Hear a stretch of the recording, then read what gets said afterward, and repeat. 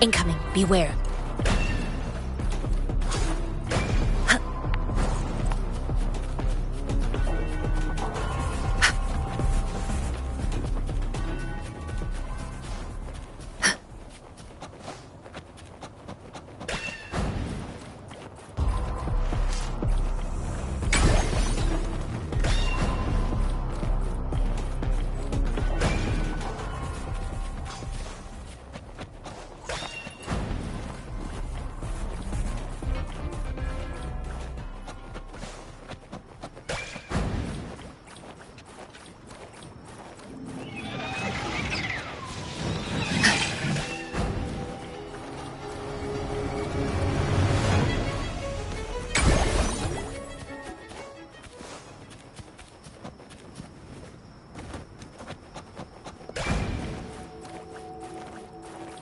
We're nearly there. That's the tower.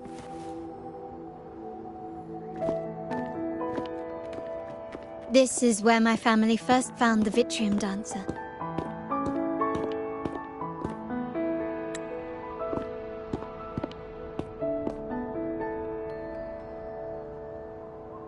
What do you see in the shattered stained glass?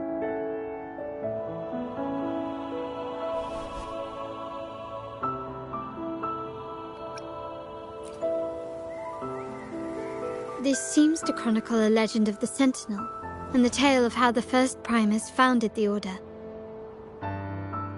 I've learned of this history before, but many details have faded over time.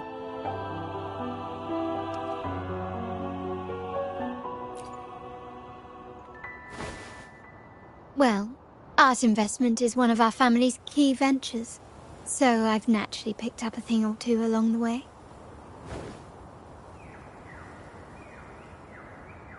There's a stone tablet over there. It might offer some clues about these stained glass images.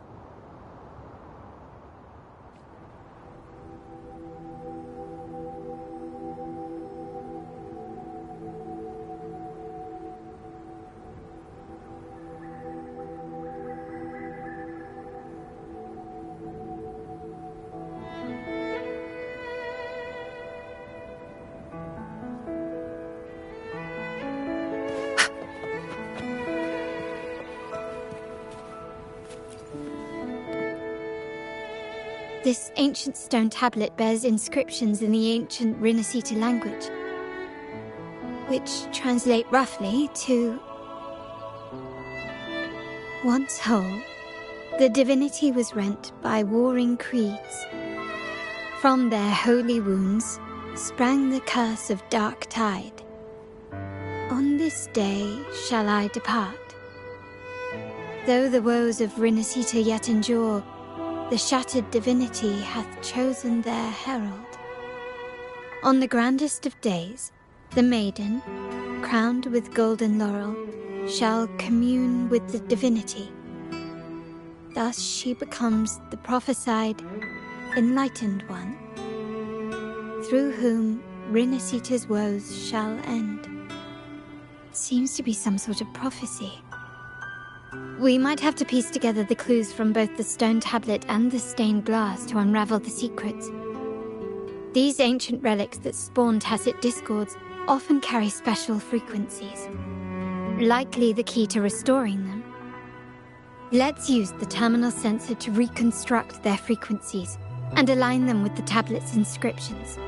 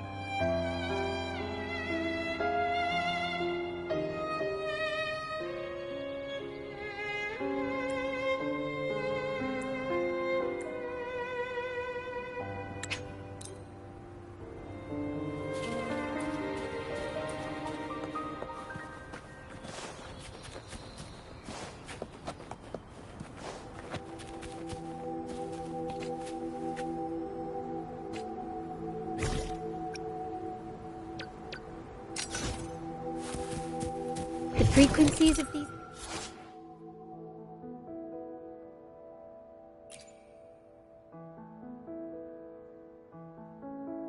pieces have been reconstructed. Now we only need to assemble them onto the stained glass. The last step to uncover the secrets.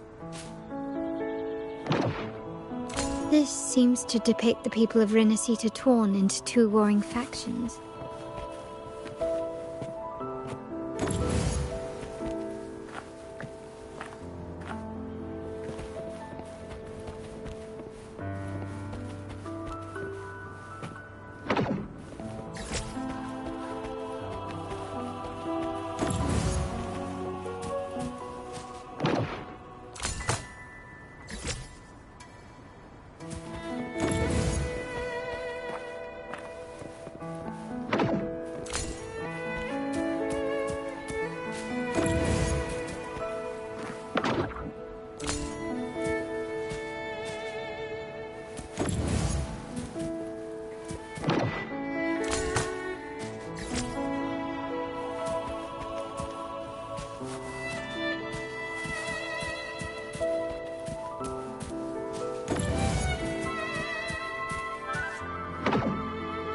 The last one seems to depict the moment a girl communes with the divinity of Rinascita.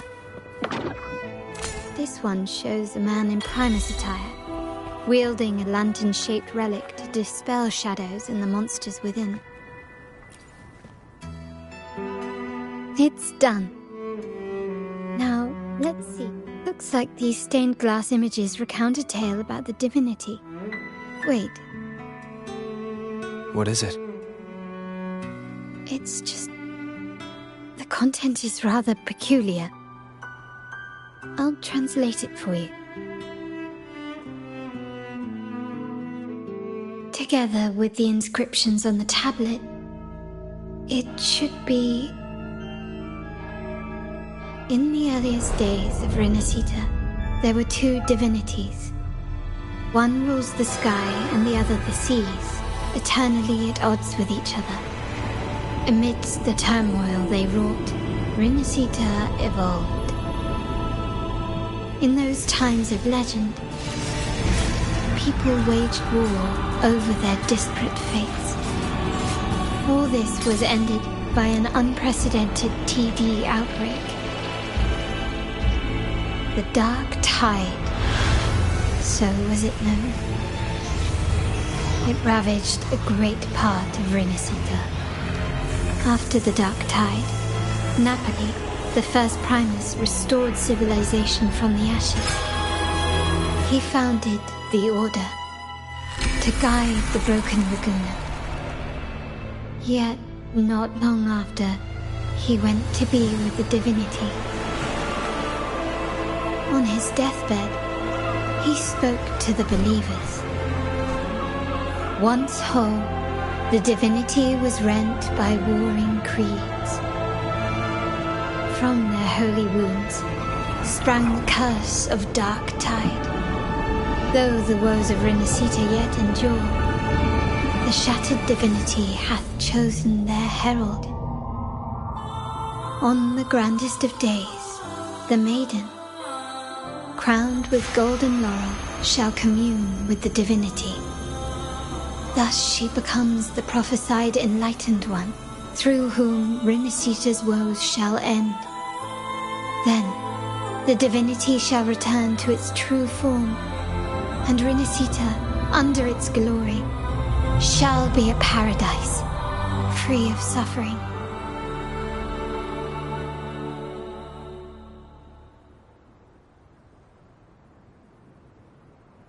Rinascita has two divinities. I've never heard of such a thing.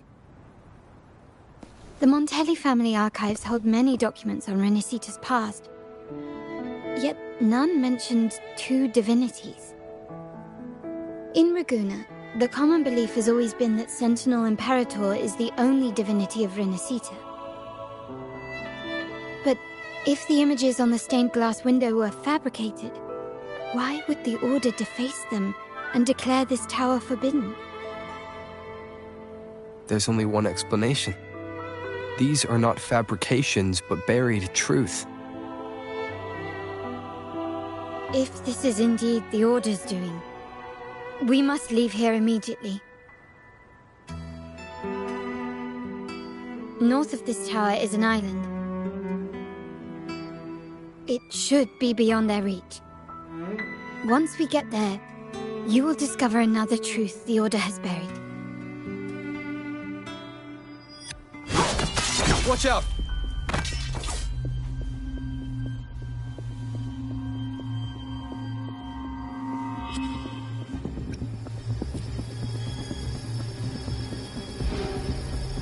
Interesting. They're here even faster than I anticipated.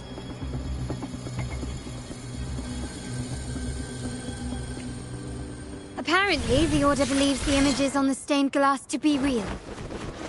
They wouldn't even hesitate to break their facade of neutrality, just to ensure we don't take the secrets out alive.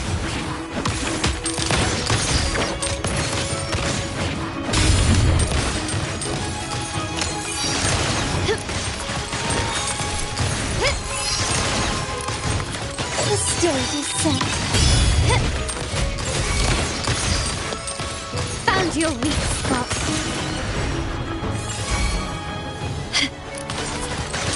Still recognize me? An absurd, impudent display. Running won't save you. Brilliance lights the way! The world is mine!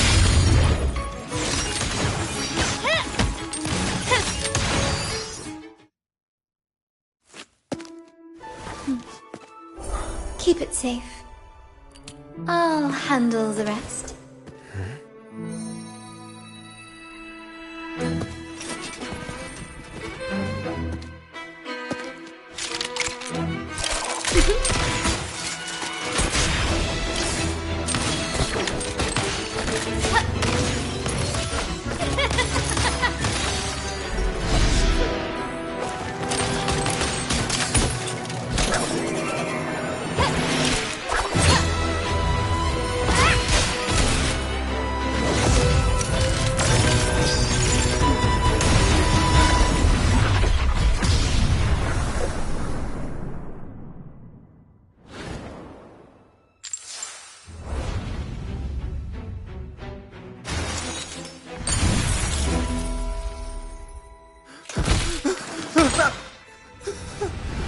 Speak.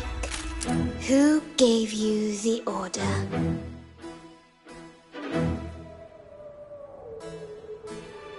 Look at what you've done. Distorting history. Usurping the Sentinel's authority and colluding with wretches. Who are your accomplices? The Fraxidus, the Phisades, and even some of the Montellis. Am I right?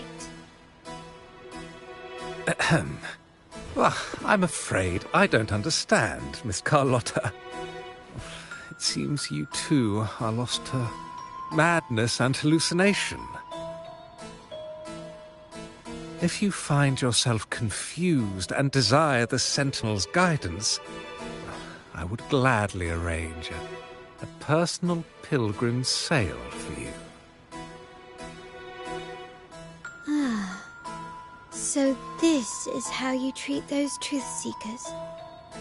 Banish them in the name of pilgrimage. Please, lower your weapon. There is still room for discussion, is there not, Miss Carlotta?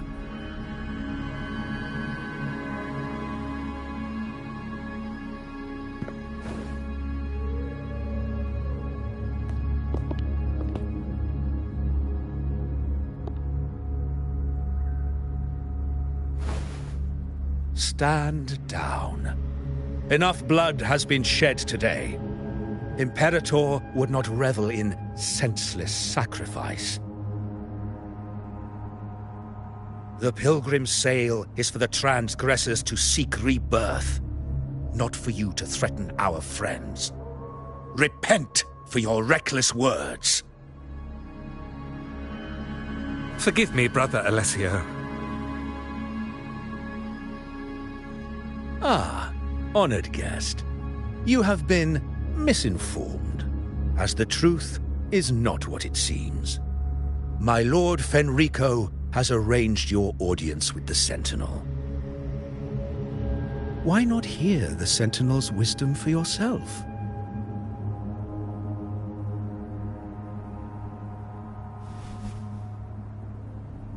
Of course. If Lord Fenrico is the true enlightened one. However, the prophecy speaks of a maiden as the enlightened one. Is that why you destroyed the stained glass? To pass Fenrico off as the enlightened one? So he can seize the Sentinel's power and rule Raguna? Oh, you stubborn people of little faith. You've surely been tempted by evil and swallowed its lies. Lord Fenrico is the undeniable enlightened one and will guide us all. Well, I see no point in debating doctrine with you. Let's move on to a more concrete subject. Now, Miss Carlotta, which one do you think is more important to the Montelli family? Is it profit? Or bloodline?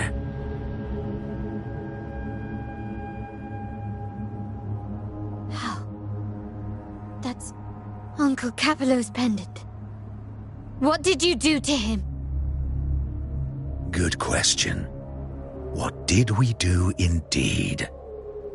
Quite a faithful one he was. Wouldn't hand over this pendant, the emblem of his faith. But we managed to persuade him. Whether he should be deemed faithful now depends entirely on your actions. And you know what will become of him if we decide his devotion is weak and unworthy.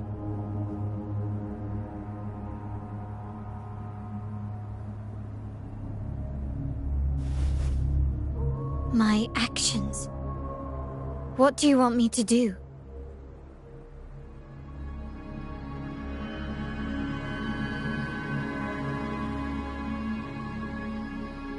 Raise your weapon, faithful Carlotta. Choose wisely now. Where shall you aim? Whose heart will taste your bullet?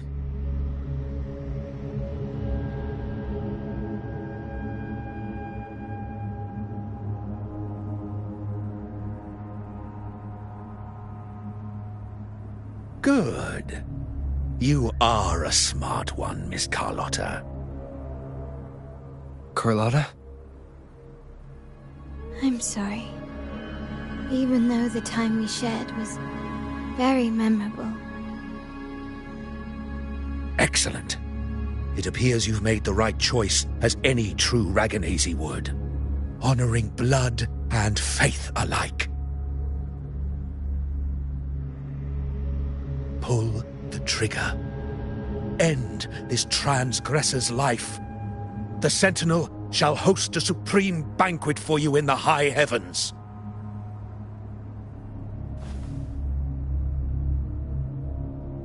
Farewell. And may you meet your friends, where it all ends.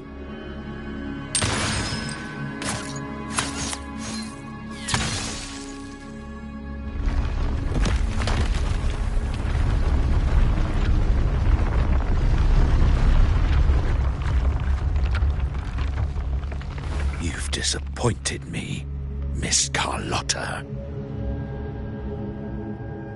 There's a saying in Raguna, even the finest bullet can miss. It was only a mistake. So be it. I shouldn't question your faith over such a mishap. It is, after all, insignificant in the grand scheme of the divinity. Let us bear witness to the moment divine wrath descends from the heavens.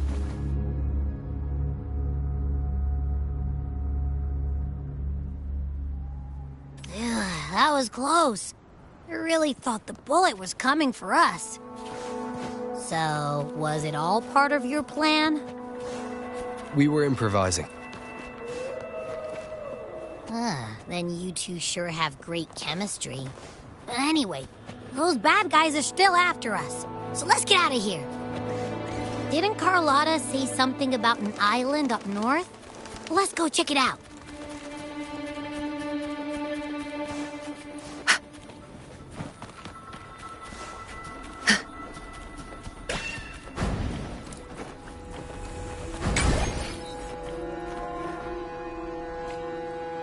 Wait, heads up! Something huge is coming at us! Watch its flames! Quick, get to that clearing!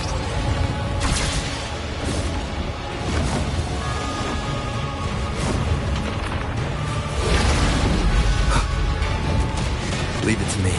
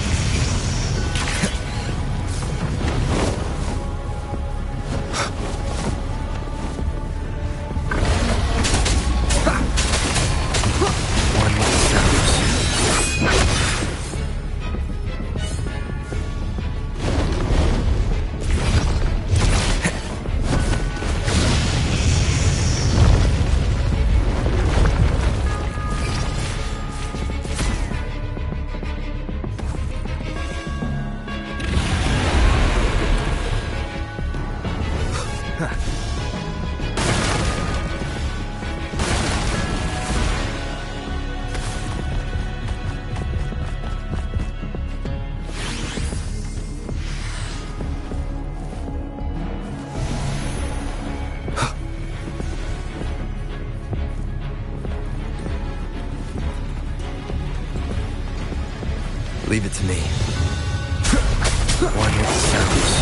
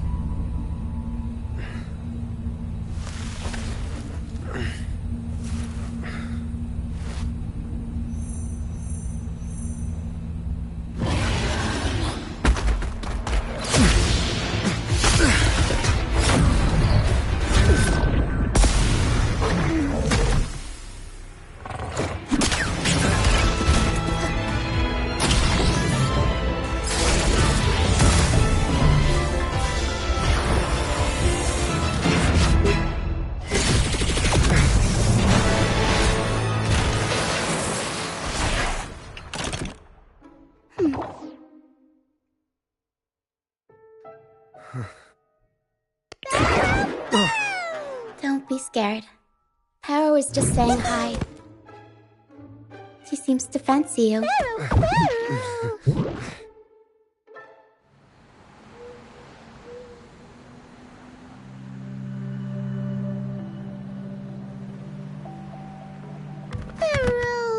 Paro? I'm not exactly one for formal introductions, Paro.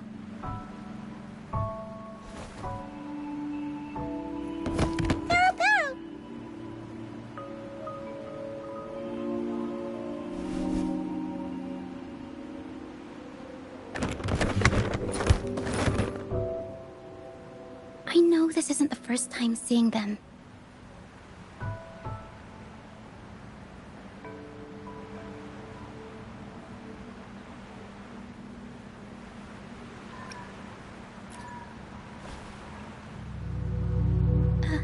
Hello, I'm Ochia. We've met before on Brand's ship. I was in this box. This is Pero, the actual owner of the box. Pero takes good care of me and lets me hang out in it all the time. I've never seen Pero warm up to someone so quickly. It must be something in your frequency that it finds interesting. Anyway, what brings you to this beach? It's not exactly a place for a stroll. So you were attacked by that dragon and fell off the bridge.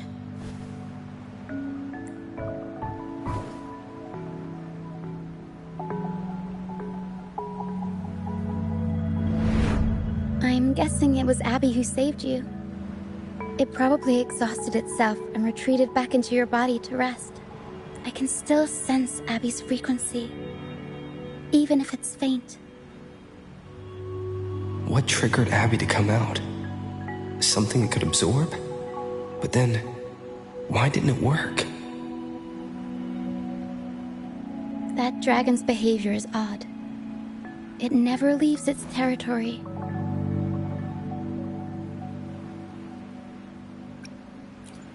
Long ago, this place was a sacred spot for the Order's pilgrims. Then, the dark tide hit, and all those reverberations left behind twisted things up. The remnant clouds from the Sea of Clouds drew hordes of tacit discords here. Now, their whispers fill the air, turning this once holy place of pilgrimage into the penitent's end. This Dragon of Dirge is a local tacit discord. It grows by feeding on the others. We were supposed to pick you up like Miss Carlotta planned, but things went sideways.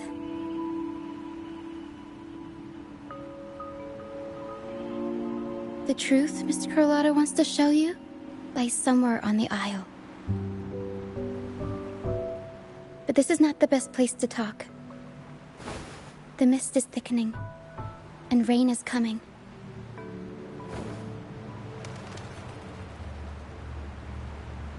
The mist is dangerous here.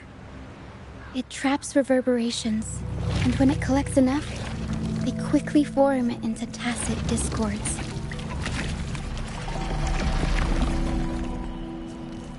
The captain, Brant, he went into the mist to rescue people, but he hasn't returned. We think he might be in danger. I plan to go find him.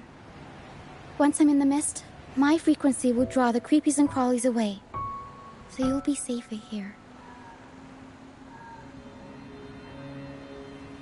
Just in case, take this to mask your frequency and defend yourself.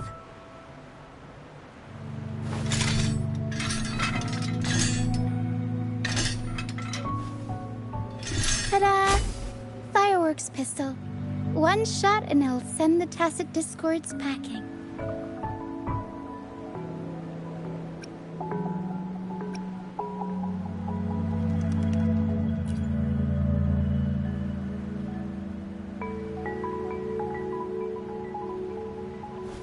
Alright, try this instead. Ta-da! Captain's Parlay Saber.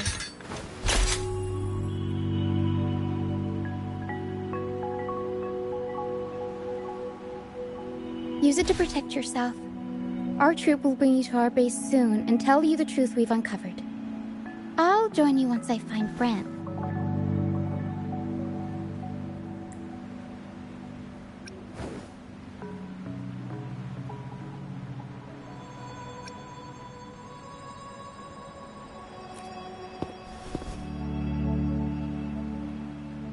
Don't worry. I know this place inside out.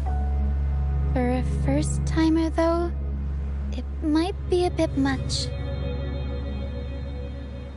All right, fine. It's better you see it for yourself. I'll be glad you don't have to fend for yourself alone.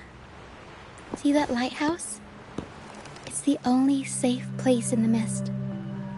We'll head there. Rand might have taken shelter there too. Once we find him, we'll find the truth you're after.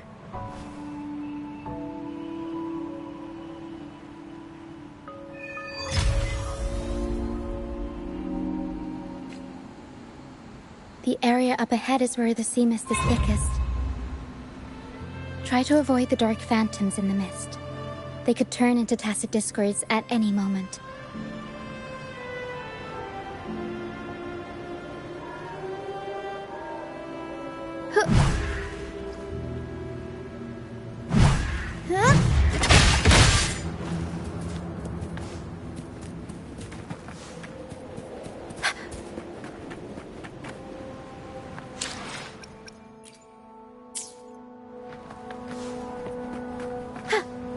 We'll improvise.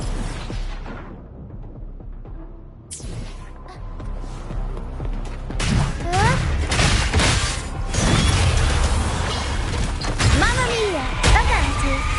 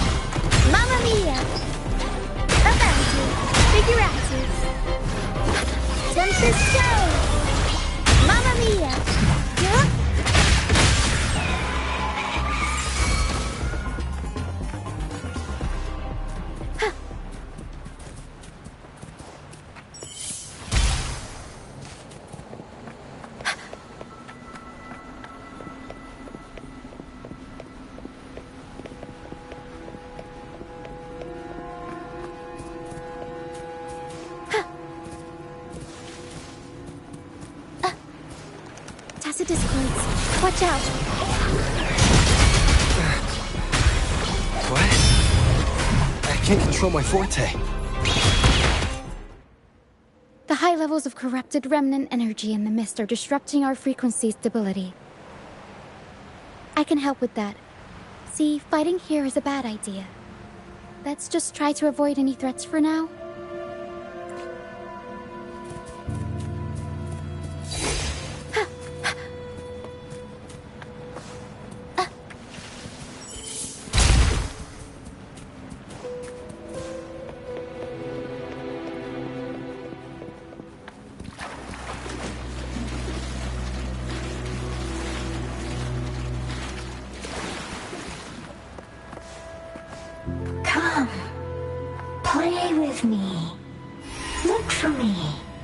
Don't worry. They're just reverberations. Potential tacit discords in the making. Some of them are actually our friends. We can follow them.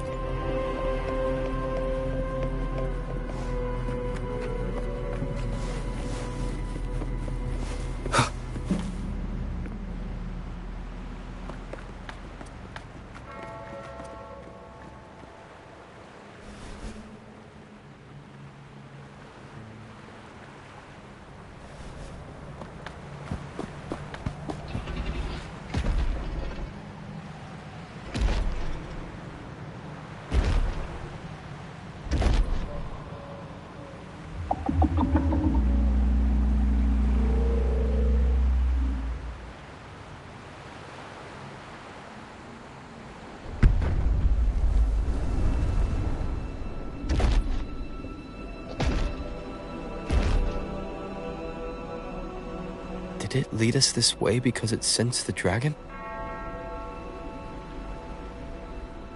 Possibly. Phantoms are sensitive to frequencies, so navigating the mist is second nature for them. The game isn't over. Here, come quickly. I think I figured out what they're doing. We'll be out of the mist soon.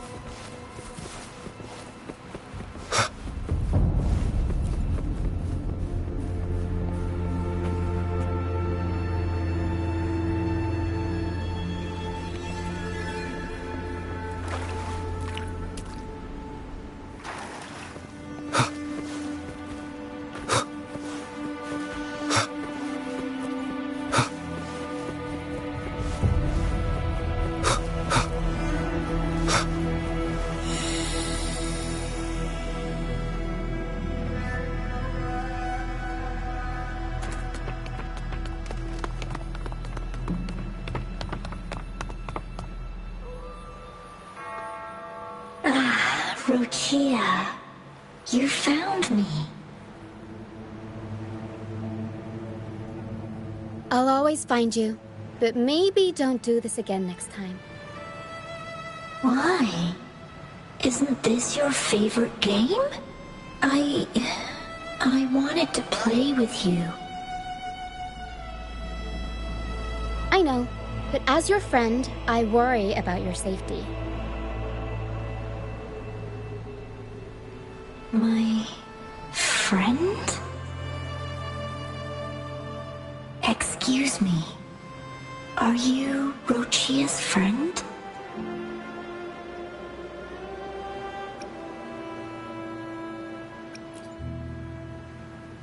Ah, how wonderful. You're not alone anymore, Rochia.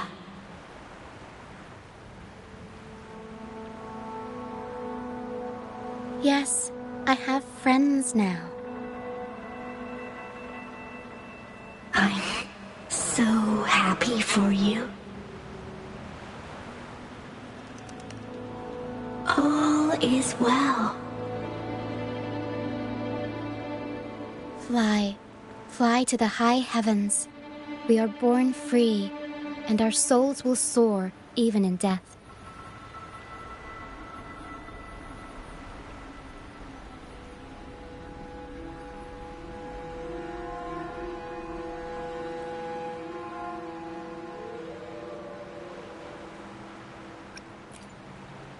Golden phantoms are reverberations, mixed with the frequencies left behind by people who've passed away. When someone dies, the reverberations linger. Usually, they merge into the same cacophony of frequencies that spawns tacit discords.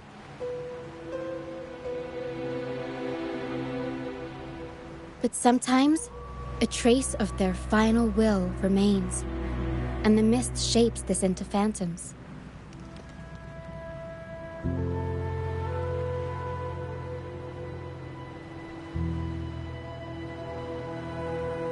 This lingering will helps the phantoms resist becoming tacit discords and instead guide the lost through the mist.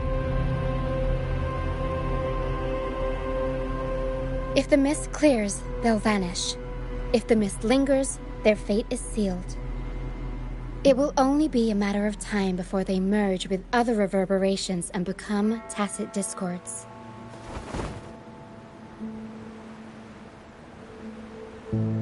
Their final frequencies tend to cling to certain objects, like this Lucianite here. I collect them as proof that they once lived.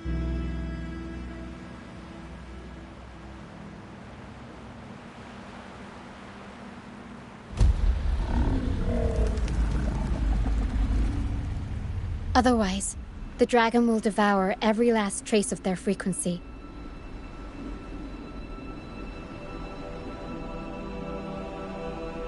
The mist is thinning. That stranded ship ahead looks like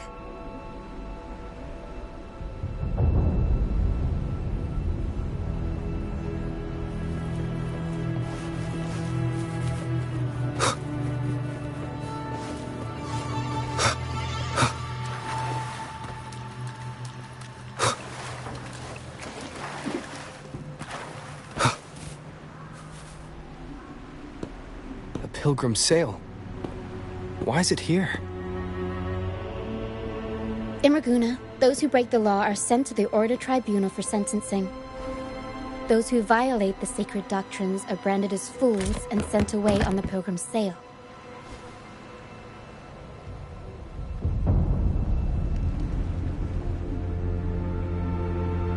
It's said that when the first dark tide ravaged Rinascita, the first Primus followed the currents on a rickety boat and met the Sentinel in person. That's where the pilgrim sail tradition came from. Now the fools retrace the Primus's journey, reflecting on their mistakes along the way. There's a strong undercurrent around this isle, likely caused by that first dark tide. It drags all pilgrim sails here unless the ship's course is altered.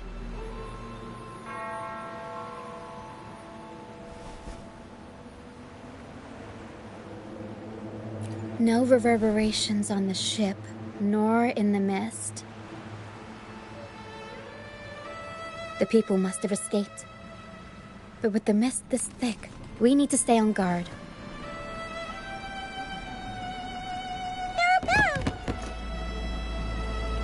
This way. Head to the lighthouse. I hear the sounds of fighting. Watch out. Tacit discords are gathering. Looks like our brief intermission is over. Time to let the ghosts have their moment on stage. Come on then. Let the flames of battle ignite our souls. Wait. Is that Brant? Only Brant would call them ghosts with that kind of air. It must be him. But I can't tell where he is in the mist. Anyway, let's deal with the trouble here first before we go look for him. The show's over, ghosts. Time to take your final bow. Watch your back. A marvelous shot. You've earned your stripes, first mate. You're welcome. But if you tilted your head just 10 centimeters to the left, it wouldn't have been the Discord's head that got popped. It'd be yours.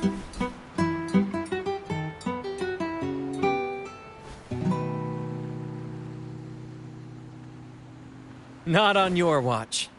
Besides, fortune always smiles on me. Except in bets. And we've crossed paths with the rover again. Can't get luckier than that. We shouldn't have let him get caught up in this mess. He was worried about us and insisted on coming.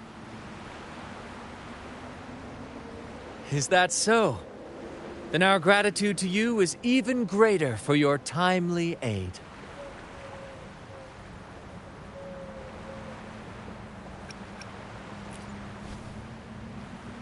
To find the brightest truth, one must delve into the deepest shadows.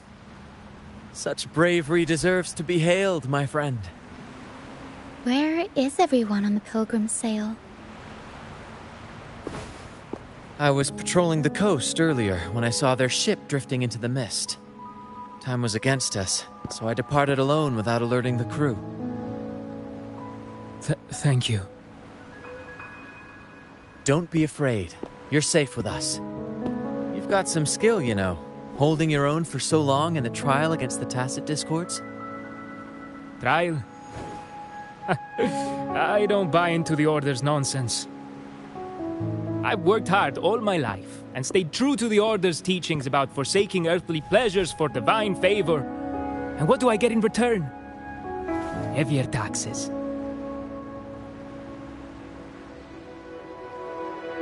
When pirates ransacked my merchant fleet, leaving me with nothing, I turned to the Order for help. They said it was a divine trial and left me to rot. I stood before the Sentinel statue, asking if my suffering was really their will. But all I got was silence. Why should I wait for peace in the afterlife when I could be living for today? How is that a crime? As for salvation, I don't believe in it. And I certainly don't need it. Here's a proposal. How about joining our troop? We are wanderers adrift upon the seas. Or perhaps you're more familiar with the name, the Troop of Fools? The Troop of Fools? Could it be? Yes, we are, like you, by the Order's decree, marked as fools. Fools on the pilgrim sail often meet their demise in a storm, or they're swallowed by the waves. Even if they do survive, they still face hunger, thirst, and the unforgiving wrath of nature. Maybe it's luck that brought you here so swiftly, and unharmed at that. Look around. This is all that remains of the pilgrim's sail. This is always their final destination, where the fools meet their end. Yes, the pilgrimage is nothing but a banishment in disguise. The path to salvation they speak of doesn't exist. Otherwise, how could this once sacred place now look like such a hellish wasteland? Wait. Sacred place? No wonder the others were talking about it on the ship. They believed the Order's promise that prayers at the sacrificial arena would grant them forgiveness. They must be heading up the mountain now. I didn't expect their faith to lead them that far. If only they knew it was just one of the Order's lies. Captain! First mate! We're here to help! More hands make light work. I called in some help to escort him back to the base once the mist cleared. Ah, the first mate's foresight is unmatched. Then the three of us can head up the mountain. But beware, my friend. By the end of this pilgrimage, you will witness the Order's cruelest deceit. The dangers ahead will only intensify.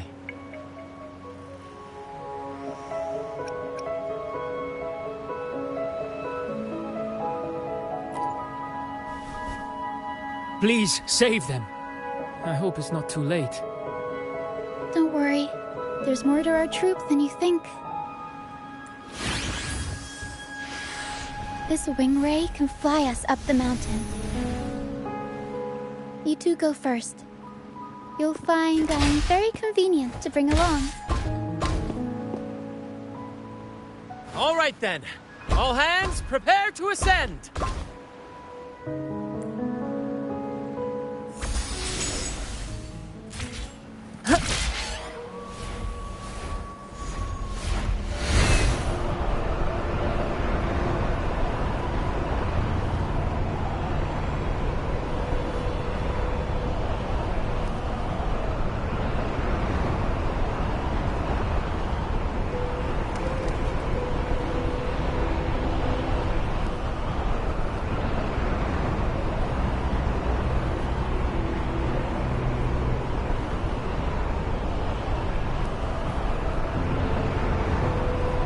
Tacit discourse incoming. Stay alert, everyone.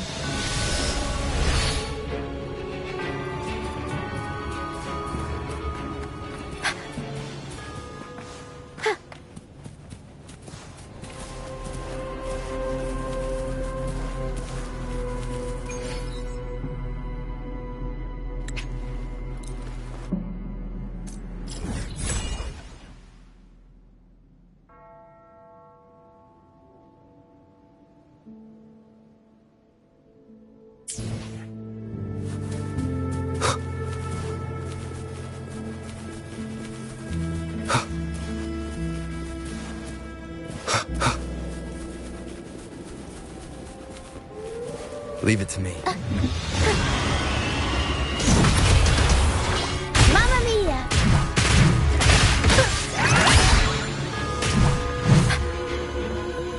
These are human footprints. Looks like they're heading to the arena. This is the only way up. Let's pick up the pace.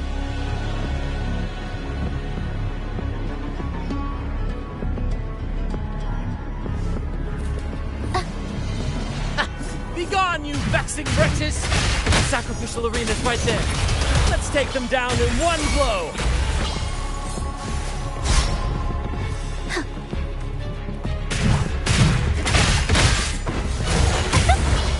Mamma mia!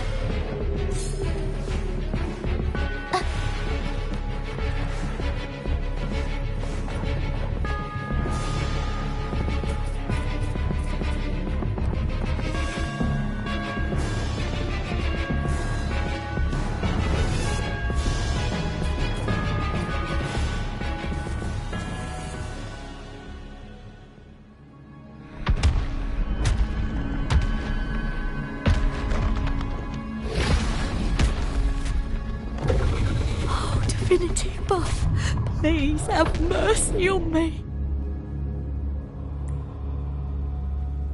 Is this some kind of test for me? I see.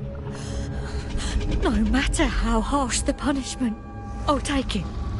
Even if... Even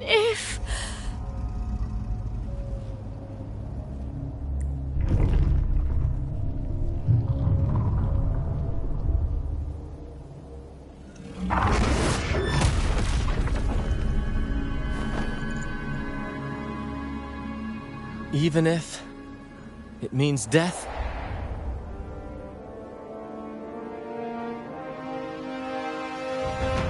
We've never done anything that warrants paying with our lives.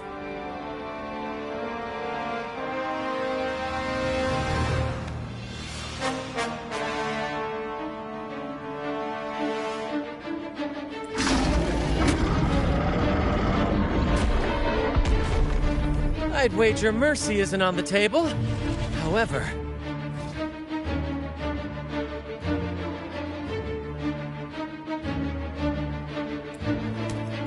in the face of danger and adversity, the stage is set for our grandest act.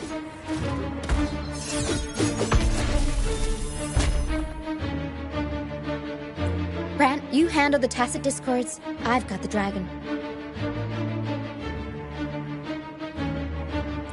Of course. But with all due respect, shouldn't the captain be the one giving the orders?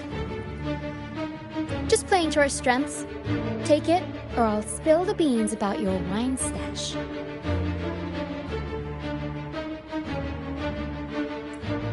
Why, aye, first mate.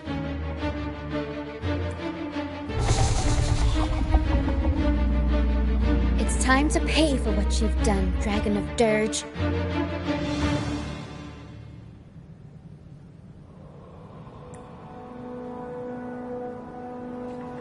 We'll improvise. Mamma mia! Avanti! Figure out. I'll warm up the crowd.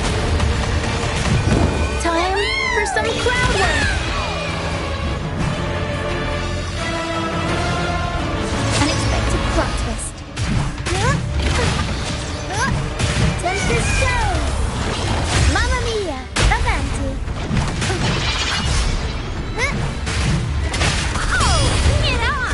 Watch and learn! It's more than time. Embrace the oneness. I'll warm up the crowd.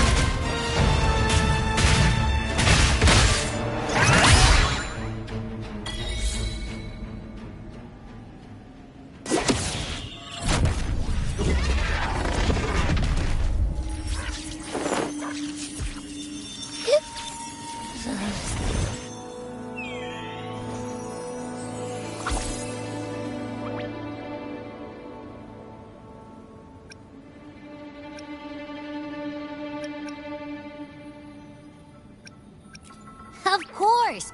You think that little lizard could take me down? I just took a nap after eating its frequency. But seriously, that was close. The fire it breathed almost singed your hair. Good thing I was here to back you up.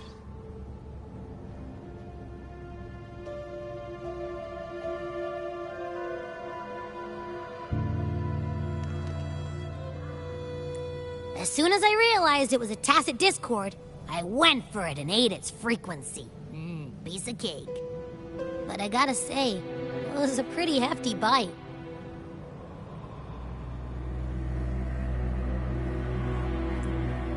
I swear, I chewed it up, but it was hard to swallow. It wasn't the taste, you know? More like my digestion's been a mess lately.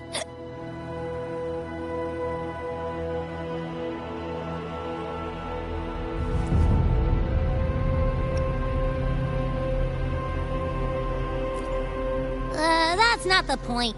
The real deal is, I found something crazy in its frequency.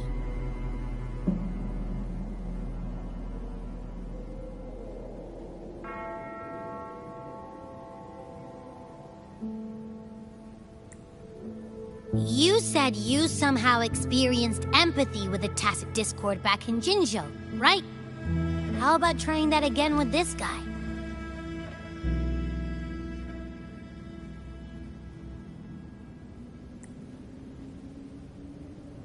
Trust me, this could be our big break.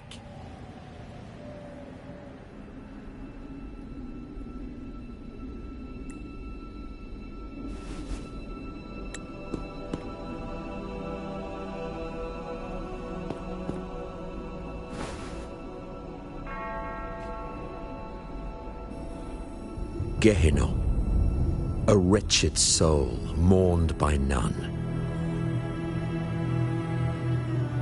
You are reborn to fulfill our sacred rite, illuminate the path of salvation. Become the fiery hand of judgment, purging all transgressions. Cleanse every soul ensnared by their own indulgence. Those who cannot withstand the trial by fire shall forever be barred from our pure land.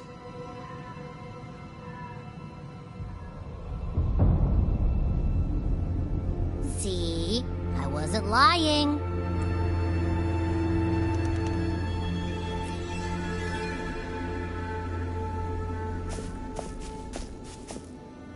Tacit Discord's frequencies are perpetually fading, inching toward their end. Their only way to maintain their existence is to consume other frequencies as food. The dark tide and mist enveloping this isle have drawn in countless Tacit Discords. Their frequencies should have been enough to feed the dragon. If what you saw is true, then the Order must have used some trick to control the dragon, making its frequency fade away faster than it should. That means they could be responsible for why the dragon began attacking all living beings, including humans. In time, it ended up becoming a harbinger of death. I found this during the previous battle. It seems the Fraxidus had their hand in this case as well.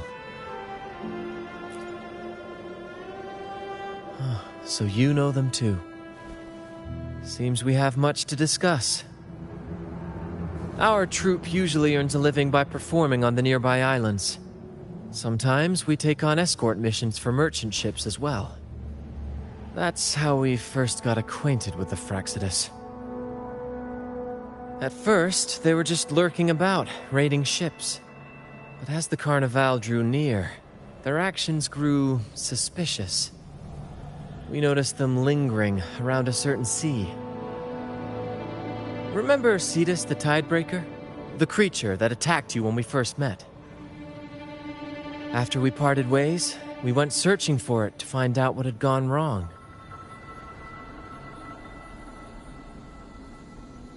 This is what we found on its tail, another Lycoris.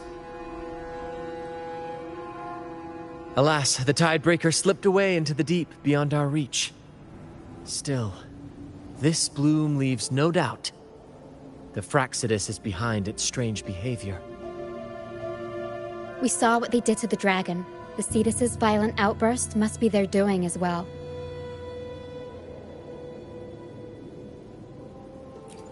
They say the Carnival is a ceremony to resonate with the Sentinel. Those who claim the laurel may be graced with a miracle, a direct communion with the divine. At first we thought you were merely a curious traveler, intrigued by the Carnival and our Sentinel. But now, seeing how far you've come, there's more to your quest, isn't there? Our troop has always sought the laurel, and we won't sit back while others threaten the Carnival. If they're your foes, then our paths align. Remember I mentioned one of ours who once claimed the laurel? He wasn't with us when we first met. But once we reach our base, you can speak with him about the Sentinel. It won't be long now. After such an adventure, a well-earned rest awaits.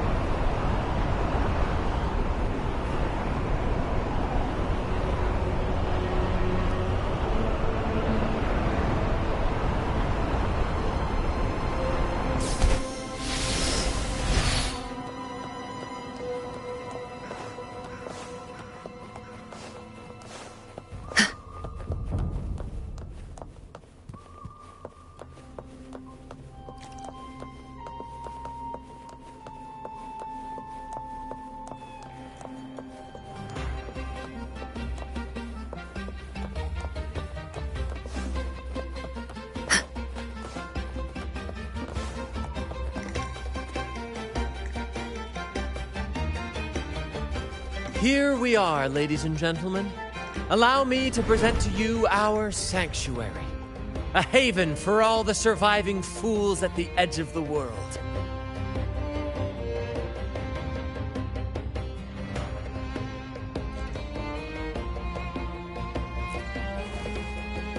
It is, my friend. We built this place from the ground up, and I dare say it's a triumph worthy of the ages. The mist does shield us from the Order, but it brings its own set of problems. Precisely why we must tackle its effects without delay. By the way, if you'd like to speak with Mr. Bardolino, our laureate, you'll find his tent deep within the base. Feel free to talk to the others while we handle our tasks. We'll catch up once we're done.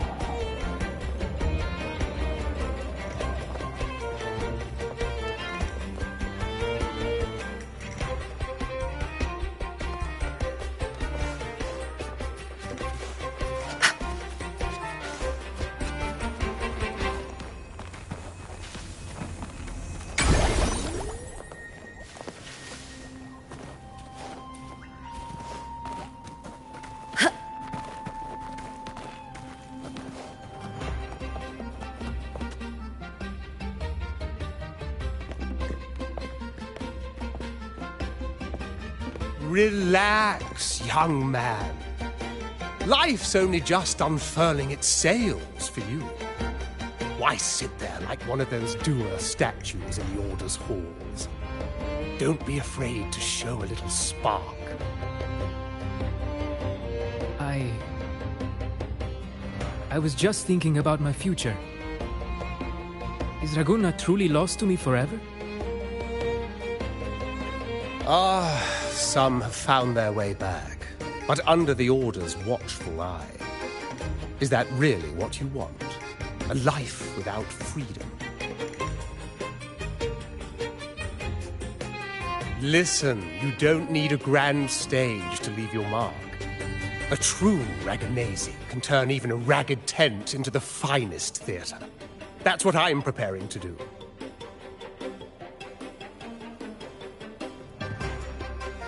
I might be an old man now, but don't let that fool you. I was once crowned with the laurel, you know. You? Are you Mr. Bardolino? In the flesh. Ha ha ha ha!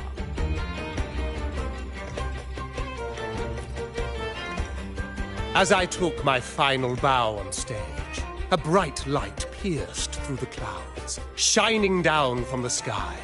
And then, a radiant laurel descended upon me, and I heard a voice. It was the Sentinel's voice, ringing in my head. I asked them a question that had puzzled me since childhood.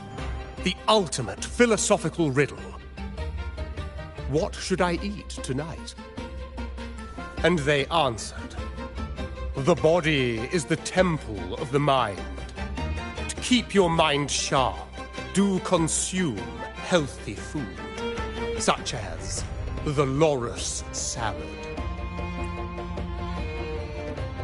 But why loris salad? I was baffled, and the meaning still eludes me to this very day. I've never been quick-witted, though, and the Order's doctrines never quite took hold. Acting, however, that is where my true passion lies.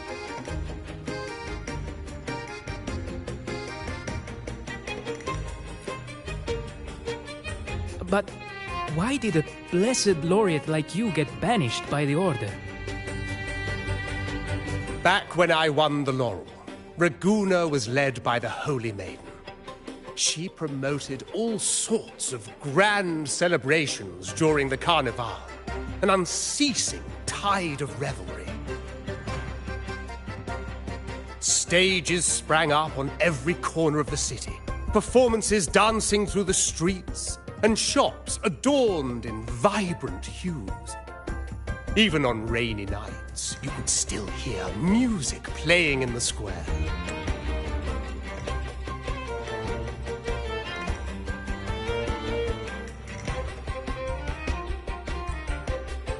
Some performers wove their critiques into their acts. Sharp as she was, the Holy Maiden noticed. She refined city policy with each whisper of dissent.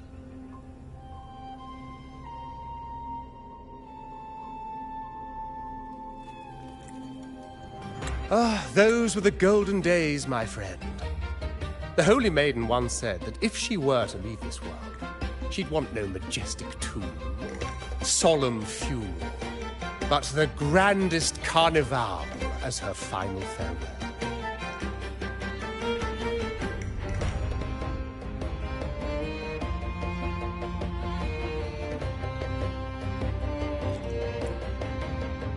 And then she really did leave us.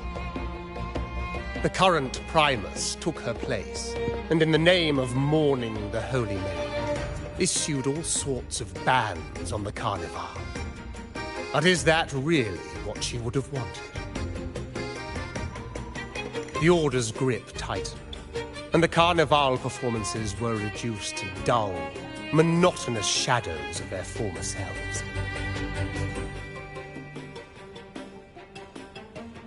One year, I strung a wire from a gondola to the top of the clock tower in Liberty Square, and another from the tower to the Thessalia's mansion. Then, I disguised myself as one of the LaGuardia to fool the acolytes, and climbed to the roof along the wire. Midway through the Order's performance, I hopped on a wing ray with a cloudcaster, showering the entire city with flowers. Yes, it was a magnificent sight. The wingray soared higher than the acolytes could reach. They couldn't do anything but watch golden pink petals rain from the sky for 3 whole days. They struggled to clean up the flowers from the streets, and it took a downpour to wash them all away. That cloudcaster, adapted from a music van, became the prototype for the one we use on stage today.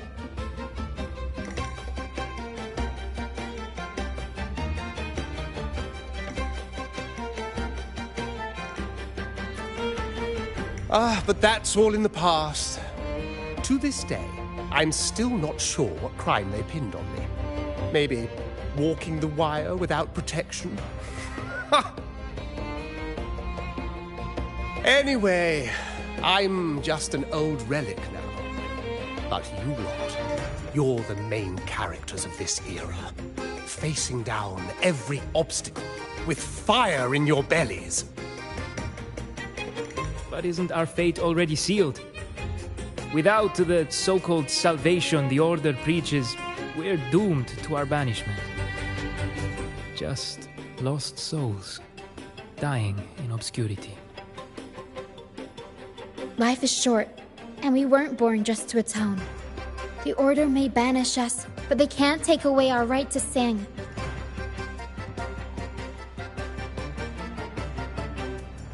Death is one of many possible ends, but it's certainly not the worst.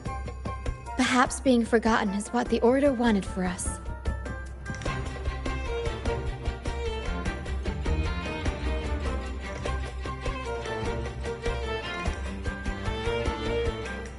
They want to erase all traces of our existence, grind us into dust and drag us into the abyss.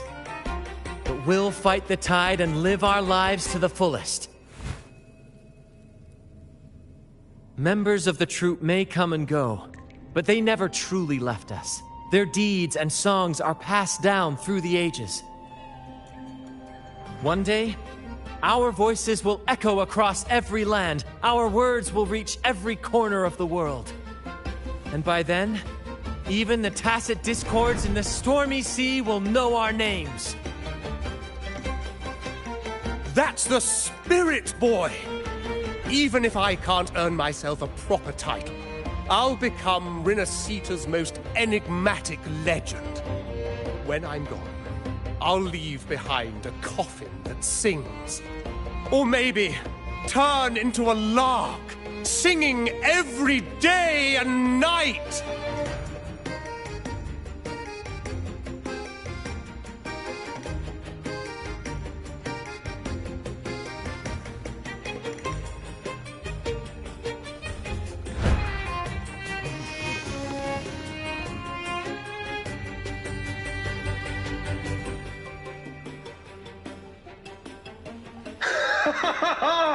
What say you, Brad? Do you like this stage design? It could be used for this year's carnival.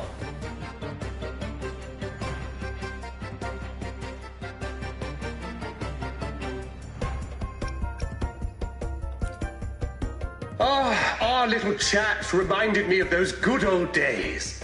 So why not relive that scene I just mentioned? I still remember that famous line. Even without wings, we can still soar to the heavens. Now that you mention it, that is a very good question.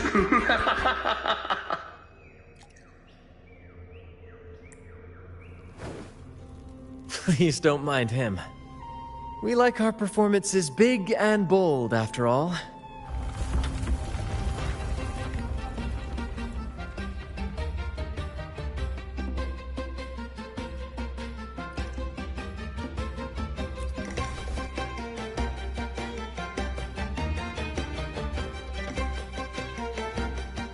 That fight with the dragon probably messed with the mountain's stability. If Bardolino keeps moving around up there, it could get dangerous. We need to find a way to get him down, and fast. We might need your help with this.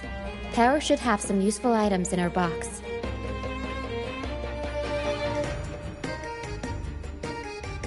We've got a cloudcaster that can conjure up some fluffy cloud cushions. They'd make the perfect stairs to reach Mr. Bartolino, or catch him for a soft landing. But some of its parts have been borrowed by other troop members.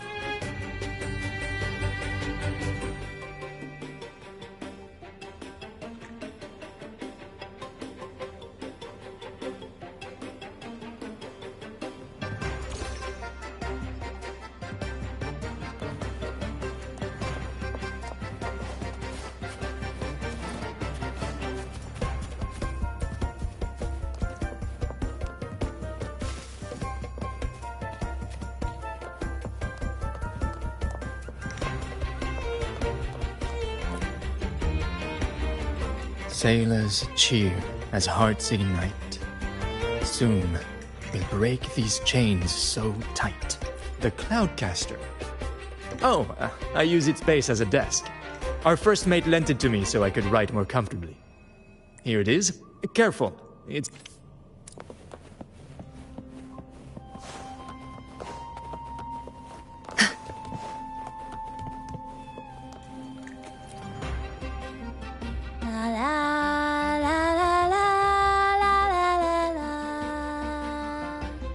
I'd rather be a wild flower, ignored by...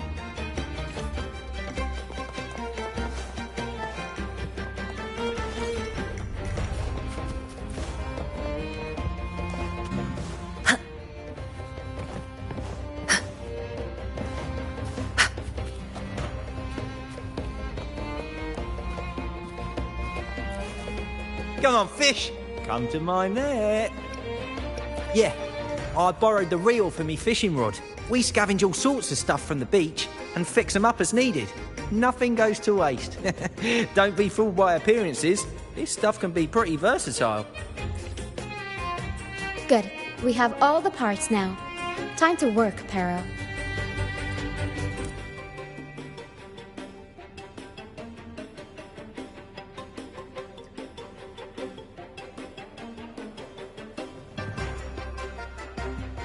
Everything's set for takeoff. Let's position a cloud cushion beneath Mr. Bartolino. Then we'll pop the balloons and bring him down safely. Although we might need a bigger cushion. The Cloudcaster's resonance unit responds to song. The louder our singing, the more powerful the effect.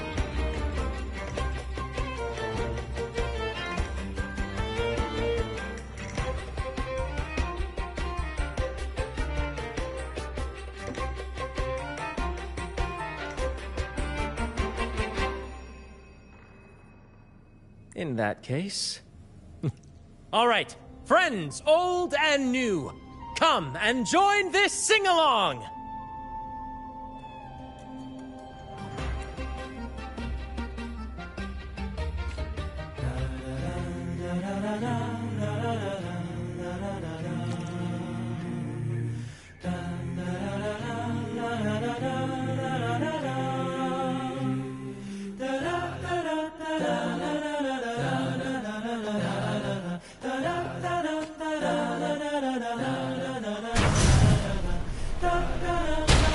Bullseye! How about showing off that aim again with the rest of the balloons?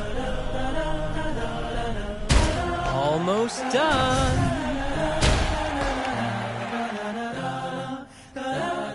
Oh, thank you, dear boy. You helped me complete this performance and fulfill one of my dearest wishes. Please, I'll gladly give you my most prized possession.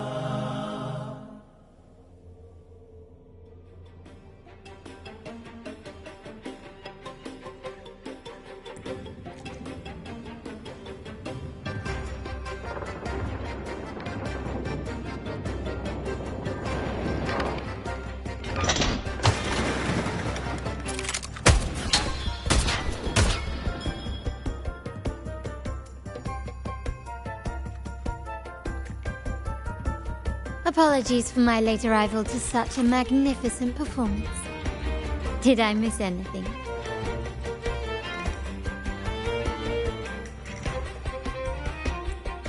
Oh my, oh my. what an honor to witness the beauty of our generous benefactor.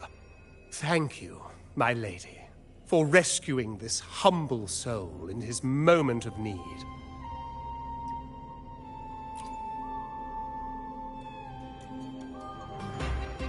You flatter me. The family's protection extends to all who stand by us.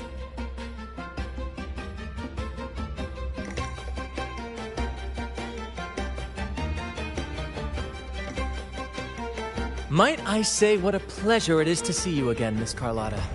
You have my heartfelt gratitude.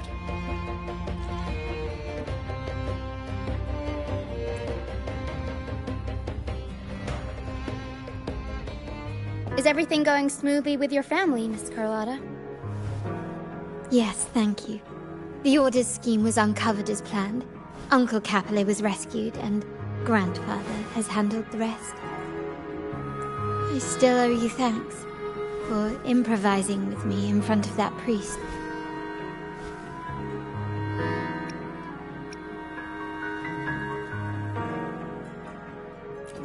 You've got a sharp mind. No pain, no gain, as Grandfather used to say. I'm pleased we're on the same page.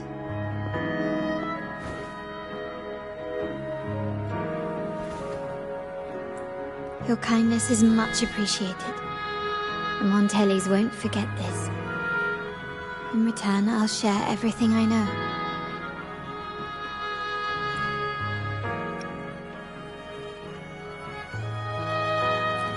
I believe you've noticed that the Order has been undermining the family under the guise of its doctrines. Alienation, monopolization, just a few tricks up their sleeve. Their true motives, however, run deeper. Their alliance with the Fraxides speaks volumes. While we don't know the full extent of their conspiracy, one thing is clear. Their sights are set on this year's carnival. The carnival is likely where you'll find clues about the Sentinel.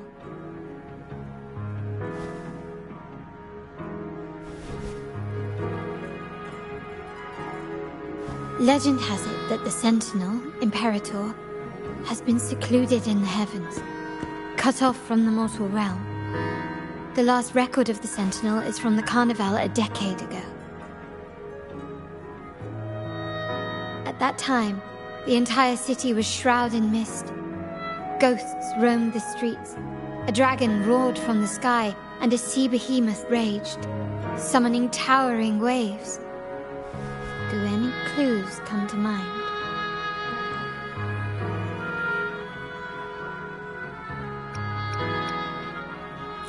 The remnant cloud's spreading, experiments to turn echoes, and the dragon's manipulation. The Order plans to recreate these disasters at this year's ceremony. The Order and the Fraxides are allies. To prevent the Carnival's sabotage, we must stop them.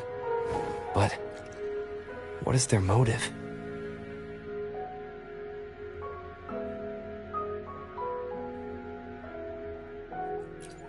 The Primus called it a divine punishment, and took the opportunity to appear as a savior. A perfect way to build legitimacy. The Order relies on the people's faith in the Sentinel. With the Sentinel's 10-year absence, faith in the Order has waned. They must be desperate to restore that trust. It is for this reason that the Order has been forced to revive the festival.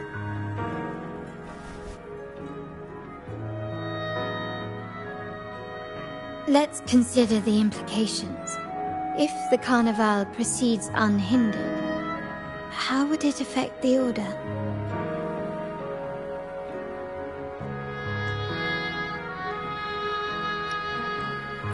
The current Primus claims to be the Enlightened One, the Sentinel's Resonator. However, based on the prophecy we found in the ruins, this role is meant for the young maiden who is destined to heed the divine oracles during the Carnival. The Carnival is the only time humans can directly communicate with the Sentinel. Normally, it's the Primus who conveys the Sentinel's words. A A successful carnival offers a chance for citizens to meet the Sentinel in person. But for the Primus, and possibly the Order, it poses a threat if they've been fabricating the oracles. To sabotage it while still maintaining their authority, they partnered with the Fraxidus. The Fraxidus will cause chaos during the Carnival, and the Order will swoop in as the saviors, restoring public trust just as they did before. So far, you've helped us crush 3 of their schemes, but one remains.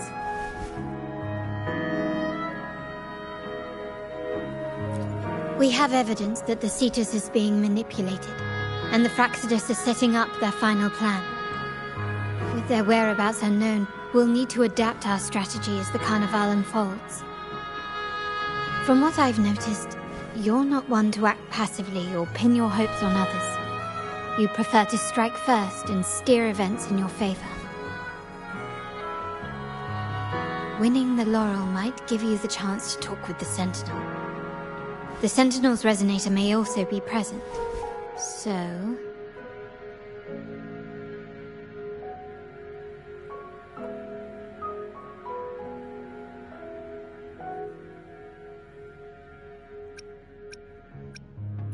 Our aim has always been clear: to restore the Carnival to its former glory with a performance for the ages. If the Divine truly exists, would they wish to see their people living without freedom? Or witness a festival twisted into a tool for tyrants? If we win the laurel, we'll show that such punishment is absurd. But if that's truly their design, we shall break those divine shackles ourselves. Whether divinity exists or not, we will fight for Raguna's freedom, where everyone has the right to live and pursue a future of their own choosing. The Montellis share this vision. Only in a free society can a fair and open market thrive.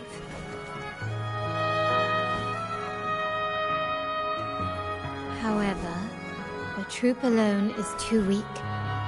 The family is under close watch and our enemy hides in the shadows. We need your strength to find our way forward.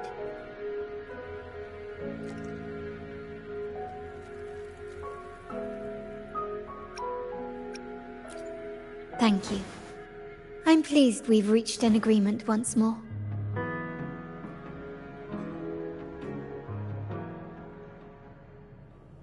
All right. What should we do now? Any plans?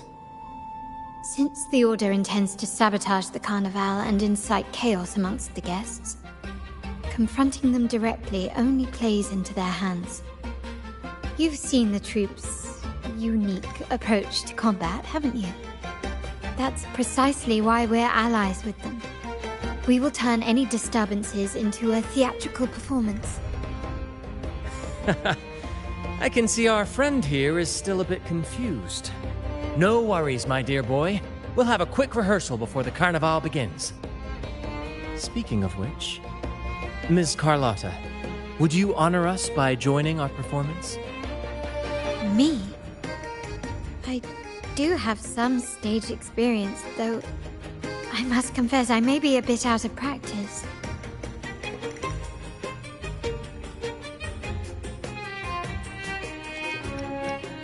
We don't know what challenges we'll face, so your help will be needed, Miss Carlotta. Plus, it's a chance for you to get to know our methods. If you insist. Wonderful! As the festivities continue, if you're both ready, please join us on the stage of the troop liner.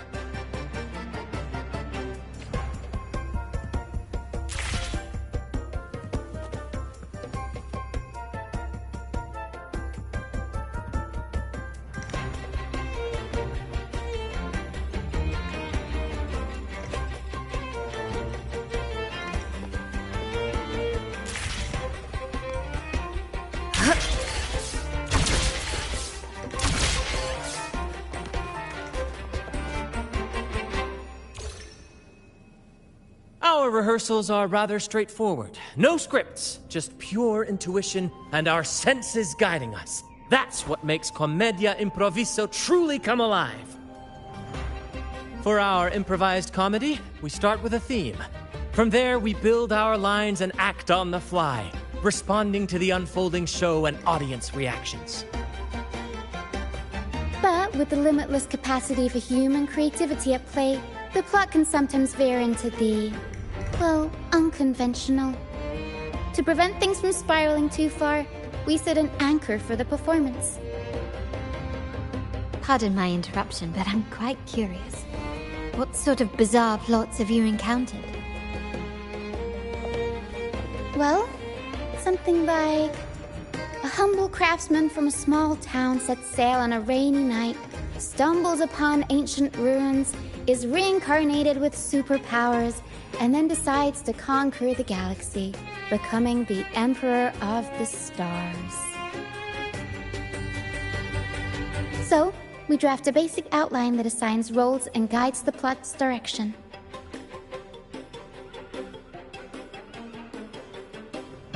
And this time, our outline is, a kingdom is attacked, monsters run rampant, and the Demon King has kidnapped the Holy Maiden.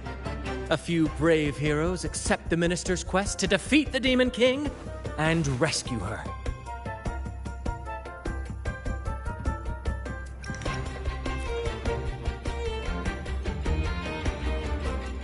This outline holds special meaning. We want to pay tribute to the play once performed by the Blessed Maiden herself, which was also about a hero facing a Demon King. Good people have their wishes fulfilled, heroes appear in a time of crisis, justice triumphs over evil, and united friends are undefeatable. This is the tale the Blessed Maiden once told, and it's a universal story we want to portray. To me, the world is a stage, and performing is much like combat. Coordinated movements, quick thinking, sharp reflexes, and, above all, trust in your allies. What I'm getting at is that you both are very skilled and capable. We don't have many do's and don'ts. So relax and express yourselves freely on stage. This rehearsal is to help you get familiar with basic stage movements, techniques, and the troupe style, and to build good rapport. Exactly. I'll handle the stage lighting, Brant will narrate, and the rest will take on the role of the audience. If you're ready, let's begin. Everyone, a big round of applause to welcome the Rover and Miss Carlotta on stage!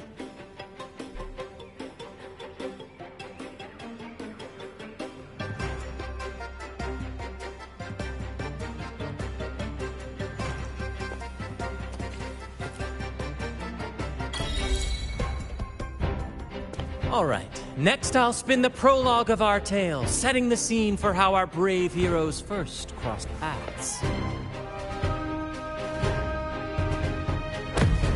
Once upon a time, a hero roamed the world. Undaunted by the lack of a divine vessel, he embarked on a perilous journey across tempestuous seas. Alone in the dark, a young girl of untethered spirit soared against towering barriers with wings of defiance.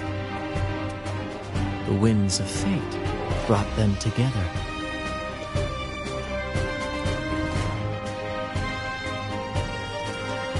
As the world teetered on the brink of absolute darkness, they found solace in each other's gaze. Together they became unshakable allies, standing strong against the tides of fate.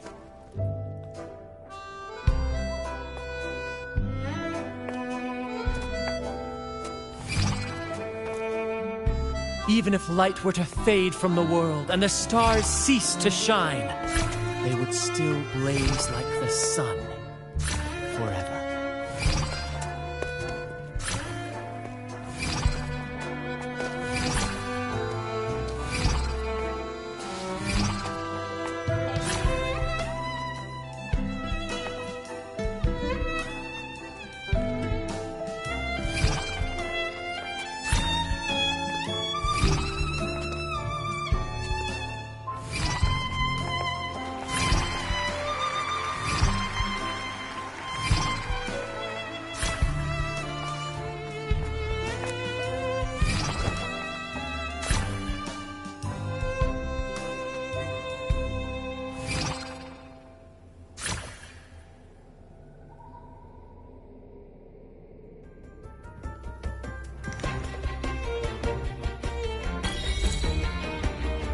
Bravo! Bravo!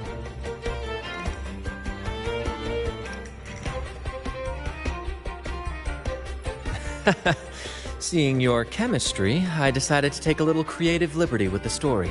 Anyway, it didn't stray too far from the outline, right? The thrill of improvisation is in its unpredictability.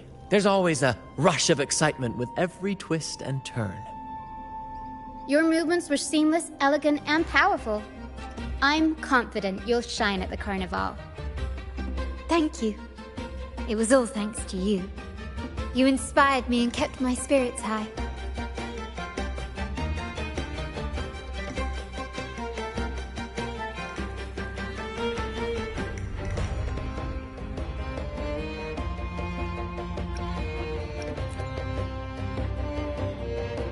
You'll master it in no time, I'm sure. All right, that's enough for today. Let's save the grand reveal for the carnival. Oh, and speaking of which, there's still something we need to prepare for you, isn't there? You mean the essential item for the carnival performance?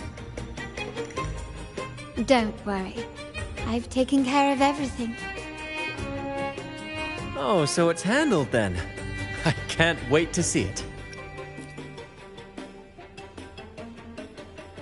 I have a small gift for you. Let's head back to Raguna together, shall we?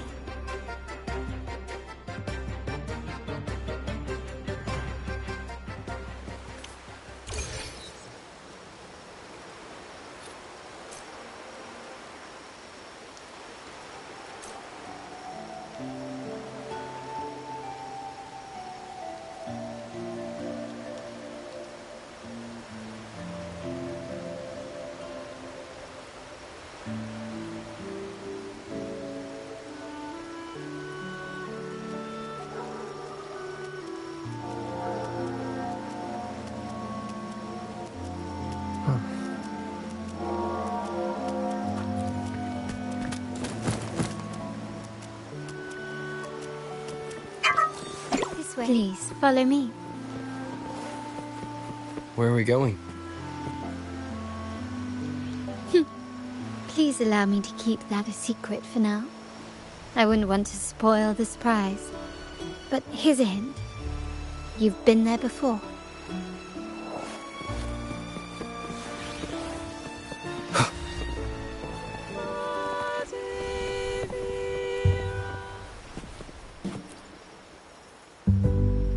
Oh, dear Lady Carlotta, thank the Sentinel you are finally back. I was just about to close up shop to prepare for tomorrow's carnival. You have completed my request, haven't you? Of course, Lady Carlotta. You should have more faith in my skills. Here you are. A small token of my appreciation. Abby, I have something for you as well.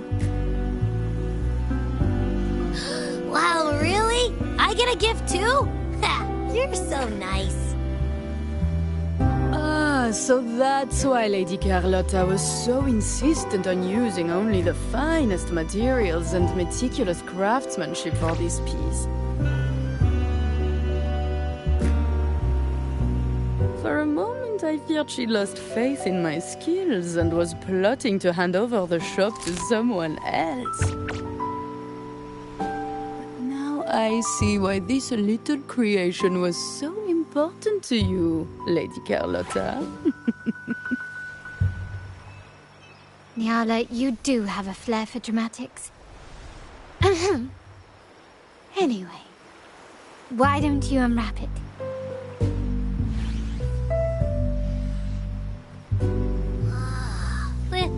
This is... I took the liberty of having Nyala custom make this mask based on my impression of you.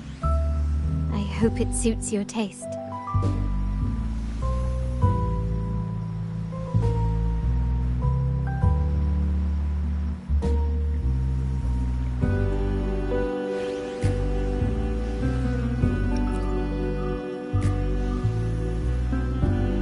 The Montelli family shares its wealth and opportunities freely. But I see your stage lying beyond the cutthroat games of power and fortune, towards a world that's far more boundless and free. The Carnival is a splendid reverie, and the mask is its passport. May it help you navigate the Carnival with ease, and let you enjoy it to your heart's content. We will, for sure. May I take a bit more of your time? Walk with me through Raguna tonight. I have some additional information to share with you.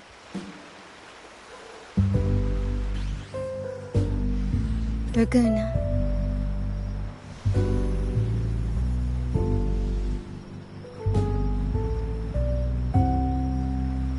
This jewel, the sapphire that crowns Solaris. The waters of Raguna serve as a mirror, reflecting the countless faces of this city, much like our own. There was a time when the currents swept us into the jaws of uncharted waters, where relentless storms and voracious waves awaited. But after weathering such trials, they revealed to us a hidden gem, the shores themselves. My family has always been drawn to the thrill of a new voyage. One stormy night, fate decided to play a hand. What we discovered there on that island, the technology and novel ideas, was nothing short of a blessing in disguise. Our intentions might not be as grandiose or ominous as you think. We seek liberation, and to achieve it, we're pursuing the truth behind Rinascita's origins. Legend has it that when people first arrived on this island, Genesis Nexus was already here, welcoming them. The prevailing belief is that the Sentinel gifted us this technology, and despite nobody ever seeing the Sentinel in person, we talk with them through supposed telepathy. Notice anything strange about that story?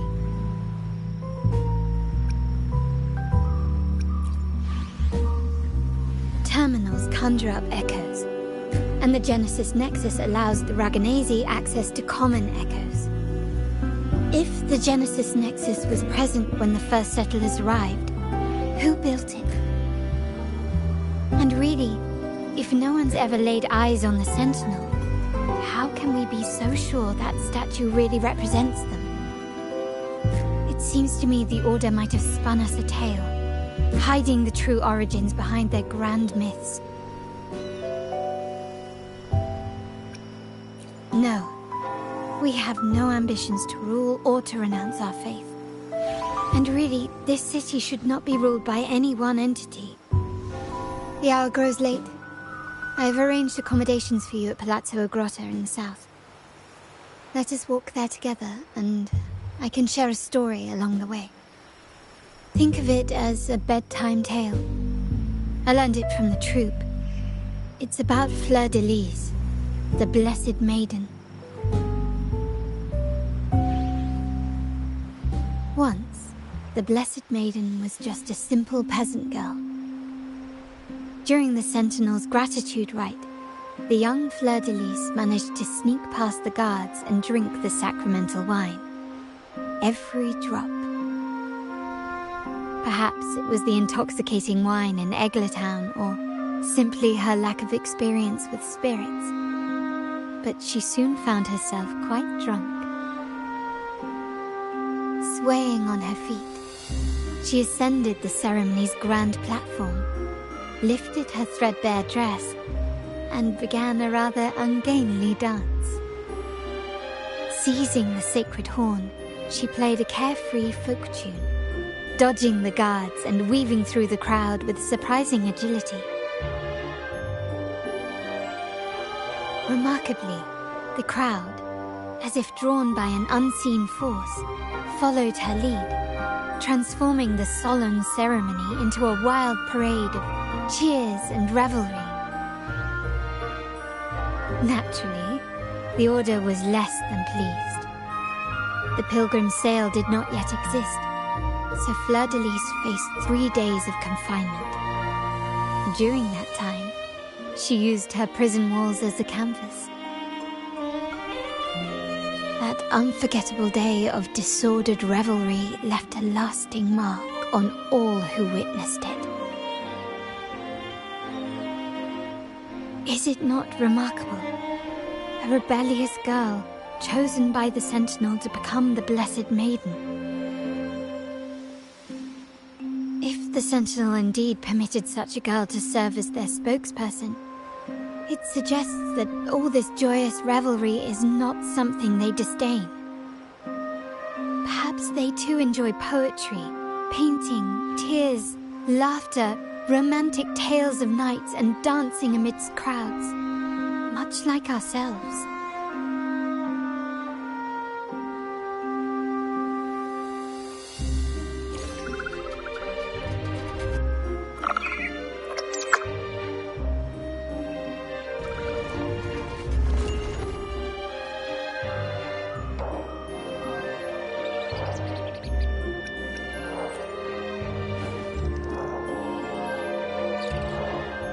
The people of this island came from diverse civilizations now lost to time, but through plays and tradition, they sought to preserve memories of their heritage.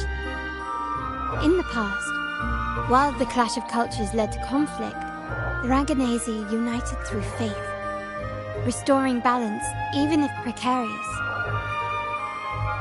To maintain this unity, we've always needed both a sentinel and a play based on a shared legend that gives us roles.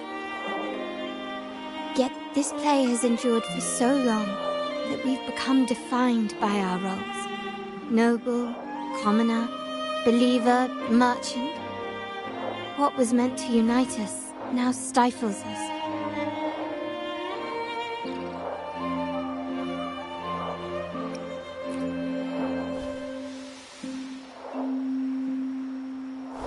Now, we yearn for a day when we can truly set aside our titles and positions, express our true selves, and join together in celebration.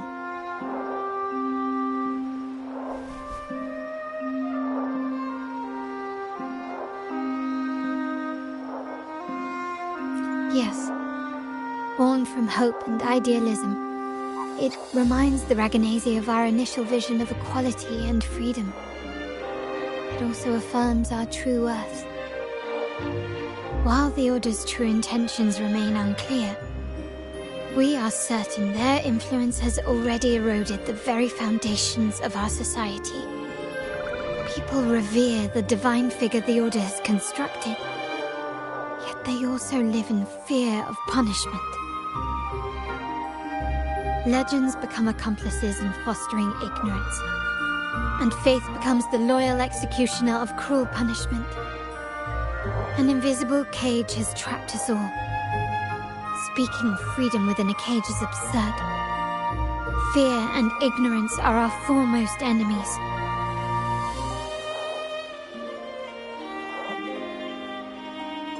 This year's carnival will spark a flame fierce enough to burn down that cage.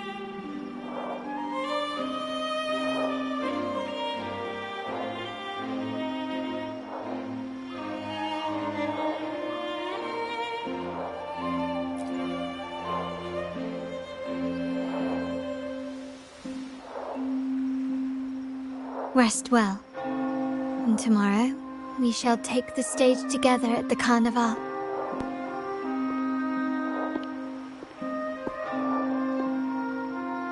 Good night. May your dreams be sweet.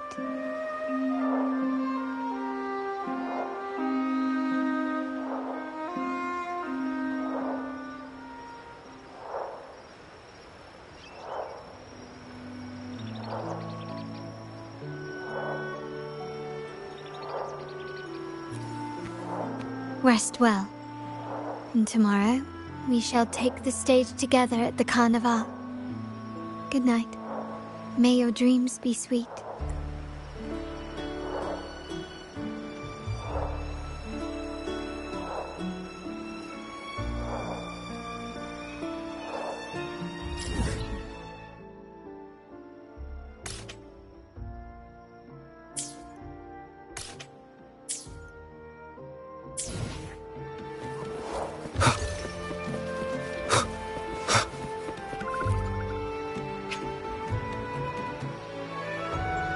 Welcome.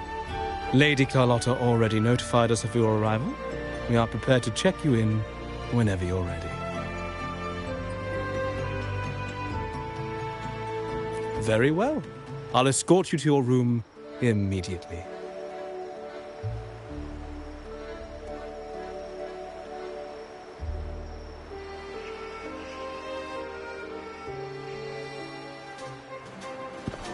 Wow! Is this real? Pinch me! I can't believe how different everything looks. So this is the carnival, huh? Yeah!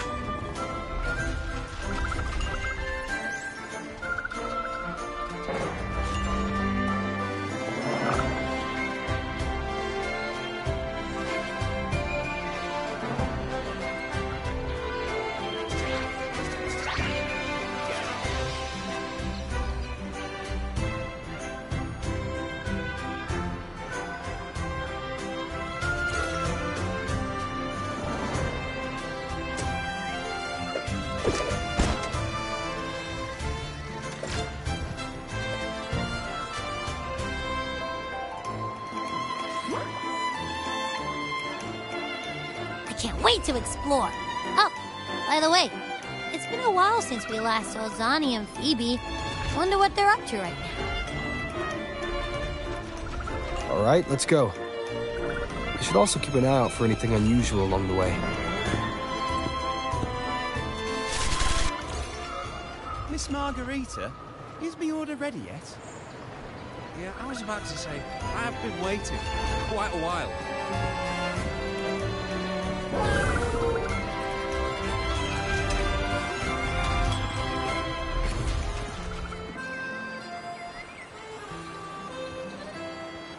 Miss Margarita, is my order ready yet? Yeah, I was about to say, I have been waiting quite a while. Sorry, we're swamped with orders. Becky and I are doing our best, but it's a bit chaotic. Becky seems to be having some issues too.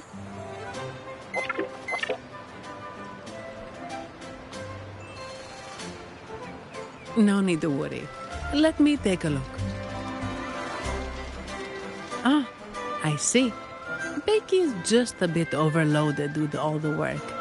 It might need a short break.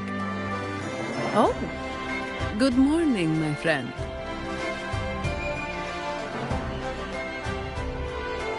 I'd love to, really. Look, see this mask? However, it's crystal clear to me that keeping things running smoothly is a top priority right now. Lady Carlotta has already briefed me on your plan. Along with the other family members, you can count on my full support.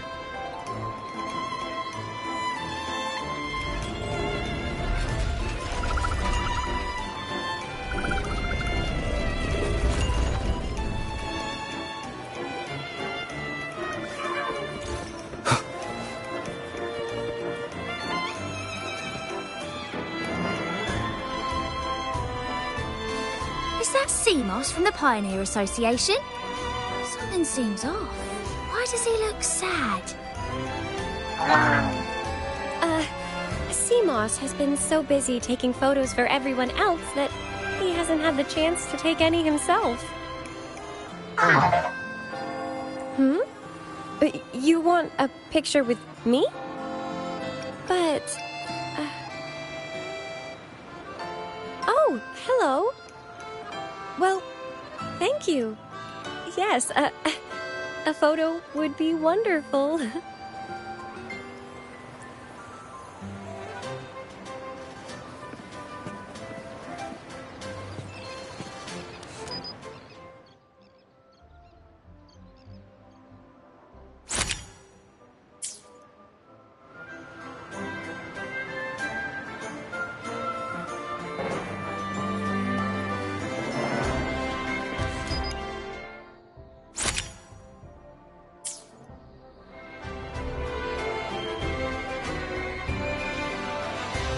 Rover and Lady Phoebe! I've been capturing the Carnival's many beautiful moments. What brings you all together here? You took this picture? Look at that composition and lighting! Who knew you had a knack for photography? Buddy, you look so happy. Whatever the reason, thanks for making this moment special.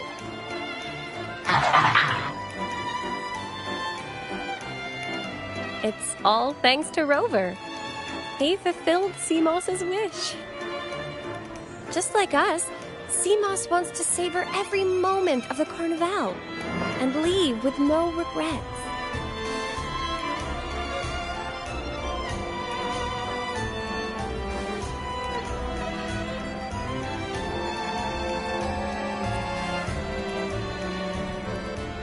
The Sentinel cherishes their people, and as followers, we find joy in witnessing everyone's happiness. But we have our duties, ensuring order during the Carnival. I'm sorry I can't join in the festivities. I wish you a wonderful time at the Carnival.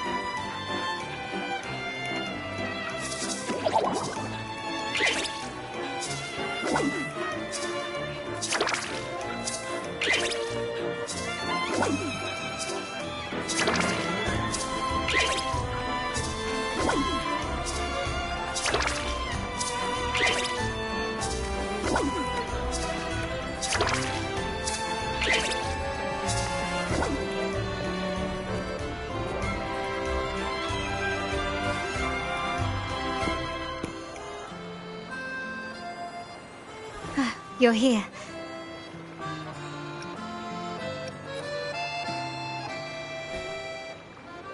For the Raganazi, the Carnival has always been an occasion to revel with abandon. It's what they truly desire.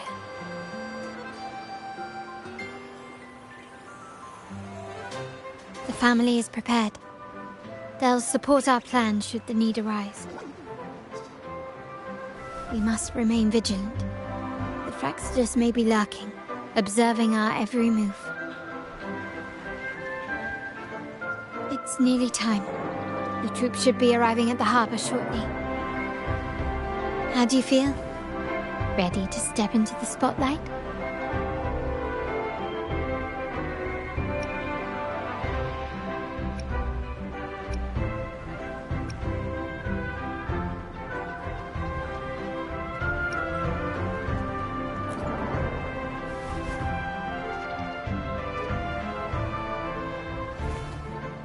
It's only natural. It's your first show.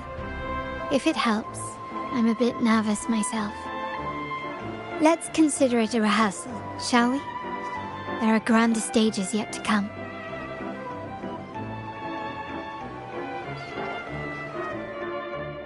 The time has come.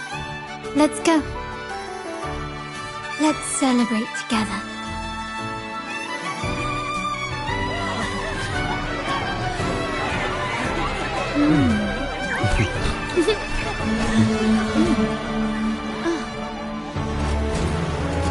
When freedom is unchecked, the insidious evil of division takes root. People of the Sentinel, do not lose yourselves in these fleeting pleasures. Remember what unites us all.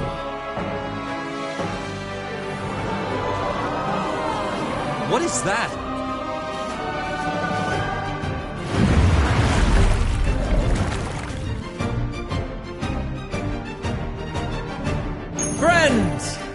I lead a life of restraints.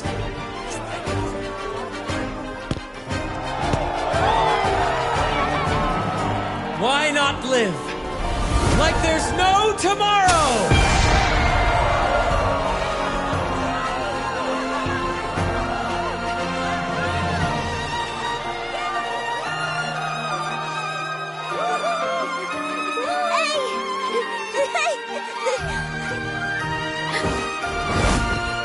High walls fall fast. All you free spirits, join us to set sail again!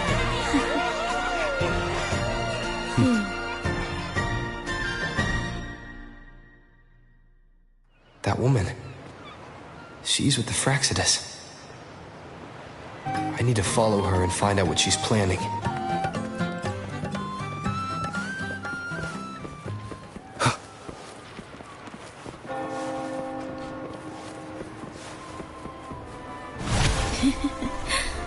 Right this way.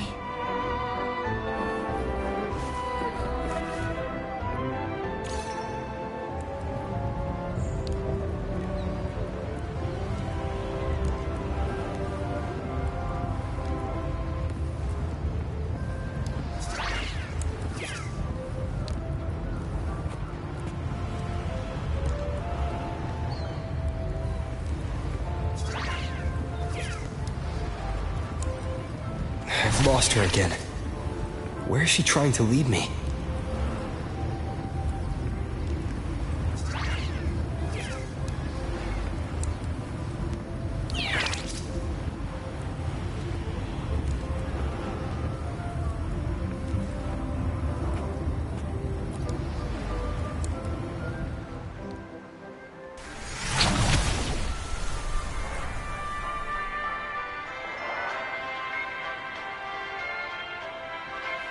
Ah, we've arrived.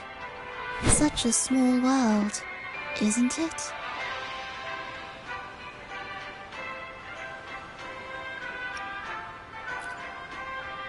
They say the thrill of the chase surpasses the joy of the catch.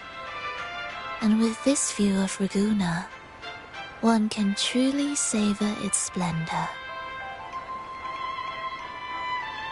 Decadence, indulgence. That's the Carnival. A vivid daydream and grand illusion for all.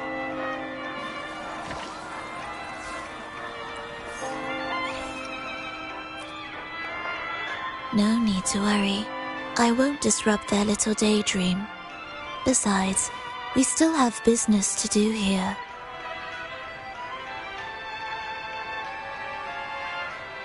Now that you know what makes the Sentinel so unique, you should know we seek the same thing.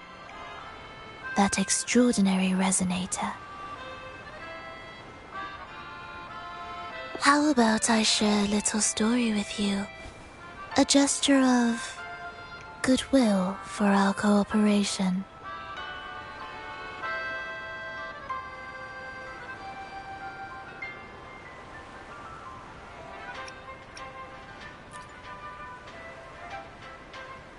Now, patience is a virtue. A story is best enjoyed with a captivating performance, and this stage is perfectly set for it. We're simply spreading the truth through a tale. I'm certain it will pique your interest, so consider this a heartfelt invitation to you and your companions. Join us. Pour your essence into this endless play, and use your humble strength to defy the raging current of fate.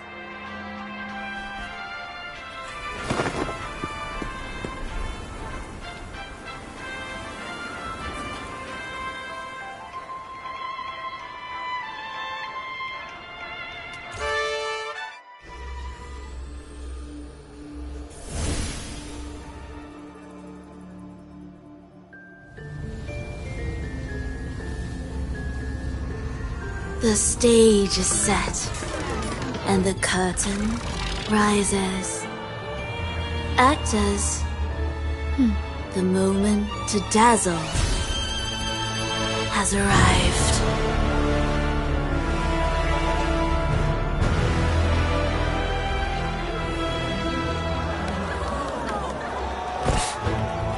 The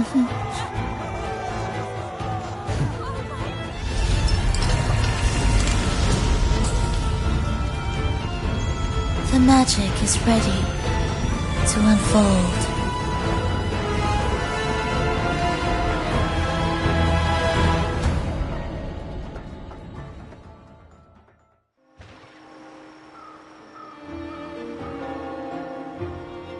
As anticipated, the Praxidus is on the move. Now, remember the rehearsal we did yesterday? All our preparations have led to this very moment. She intends to use those Lycorises to summon and control the Tacit Discords. If we destroy the Lycorises, we can neutralize them. Everyone is in position. We'll manage the West Plaza. Phoebe is stationed at the East Plaza, keeping an eye on things. The main stage is all yours for the grand performance.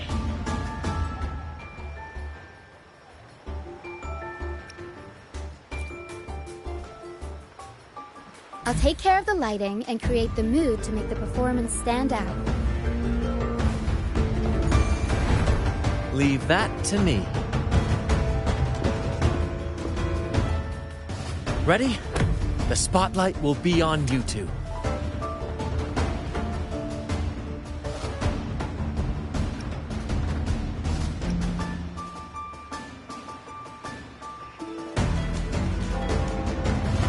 The curtain has been lifted.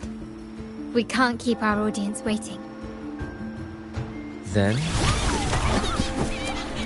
Ladies and gentlemen, the grandest and most spectacular performance of the Carnival is about to commence. Let us give a warm round of applause as our actors now take the stage. An unending darkness cloaks the kingdom as monstrous beasts ravage the land.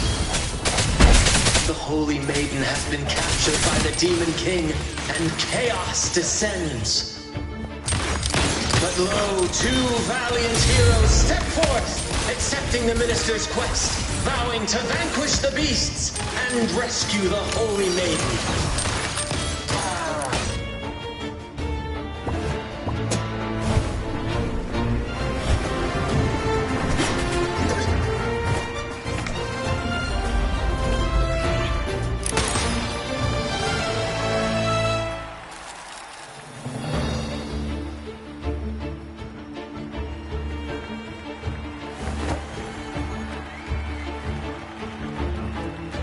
The heroes breach the first barrier, sweeping away the monsters within the city.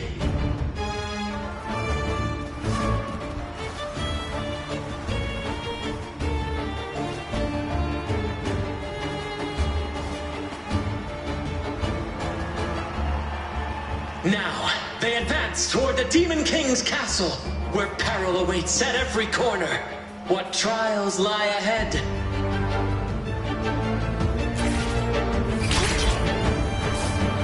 No wall can deter these free spirits. Even the star...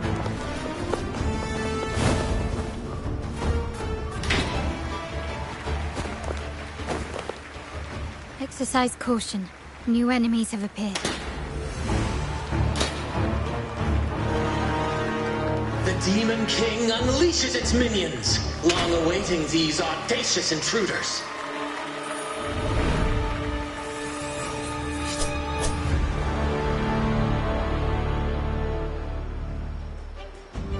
Quickly and swiftly. Ramming won't save you. Stand down. Swift and resolute. No hesitation. Still recognize me?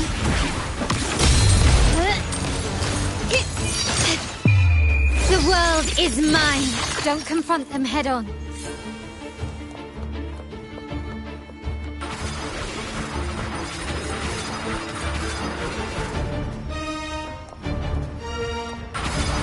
Can you keep up?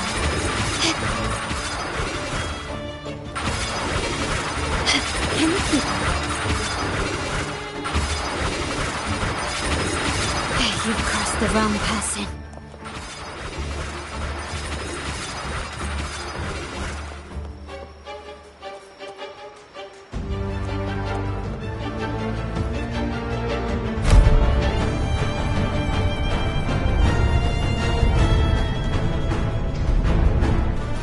They launch a fierce assault, intent on crushing the heroes and grinding them to dust.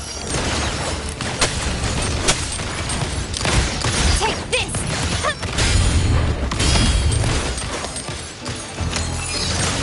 Brilliance lights the way! Swift and resolute.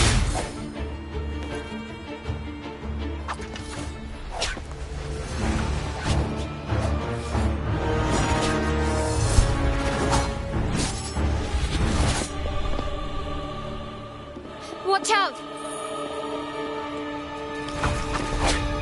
Now! A sudden twist unbalanced the heroes. Then at this crucial moment, a mysterious figure enters the fray. A divinity sent emissary? Or a spirit from the shadows, perhaps?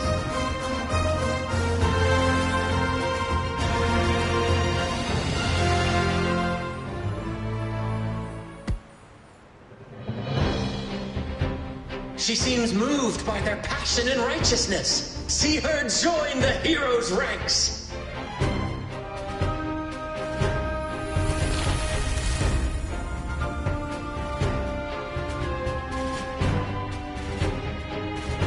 Ah, how delightful. I await your shallow, bated breath.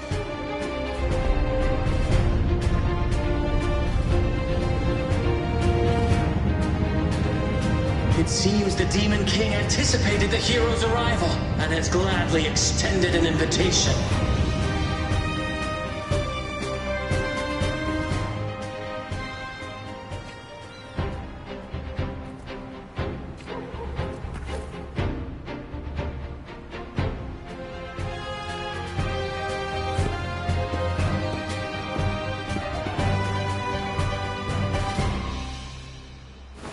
With unyielding determination, the heroes accept the challenge.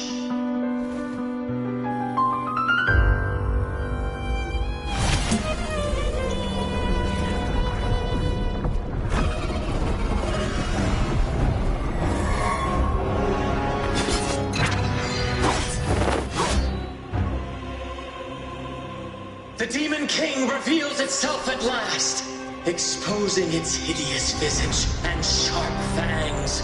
The final showdown is nigh! The Demon King summons its foul army, poised for a climactic battle with the heroes. The victor will soon be revealed. I'll warm up the crowd. Improvise.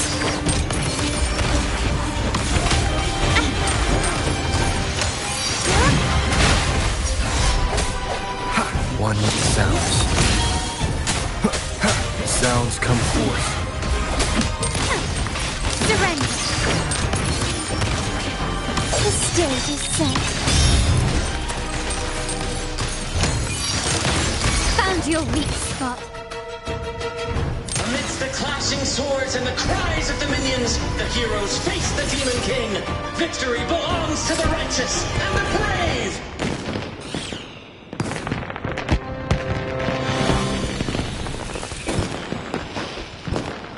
And now, we await the Holy Maiden's return.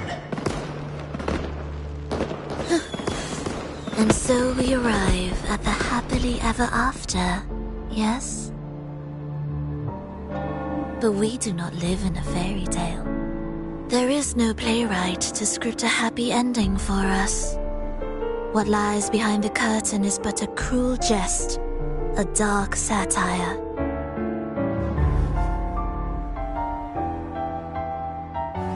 Let me reveal the truth behind that idyllic ending. The Holy Maiden has long succumbed to darkness, drawing power from a heretical force and leading her people into depravity. And the minister, having uncovered this truth, has vowed to root out this corruption himself.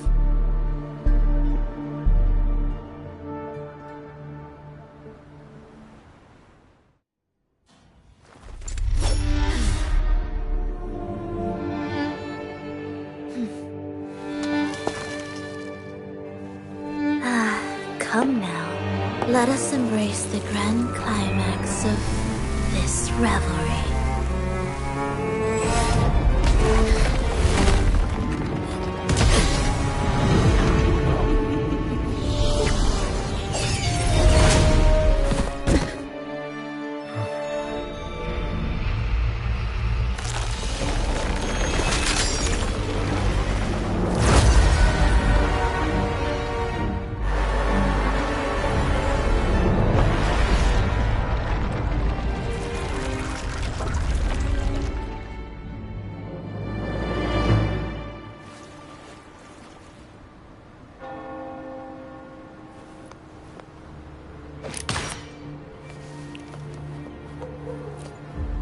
Seems we've received another invitation.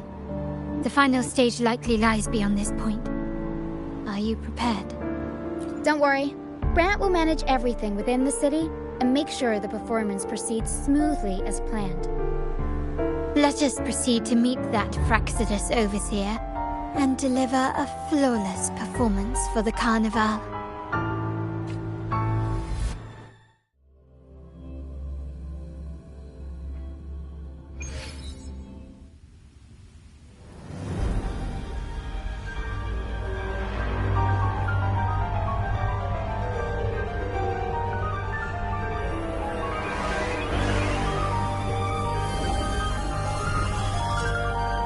The wildcat has sounded thrice, and the hedgehog four.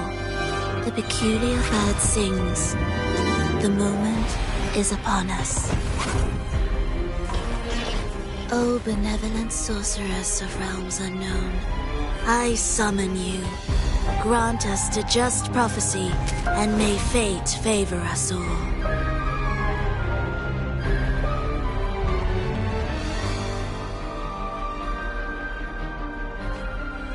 The night veils the world in darkness, while the feast captivates all. Yet you remain clear-eyed amidst this revelry. The honeyed wine has clouded their senses and quenched their flames of avarice. Yet it has stoked your bravery and kindled the fire within your heart. I shall unveil the first prophecy and shatter these burdensome stones. Abandon the trifles of sentiment, and you shall ascend the throne. To achieve this, a sacrifice of fresh blood is demanded, a purge of the Holy Maiden and all heretics.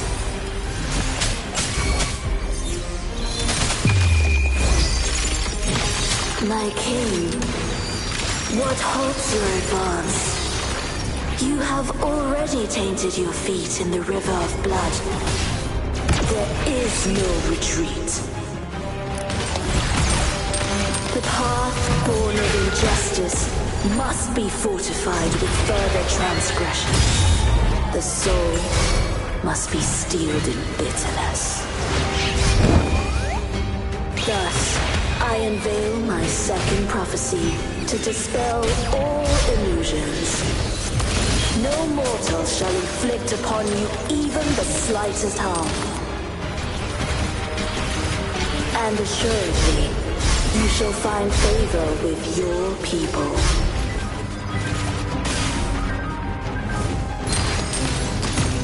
I'm still standing. Improvise.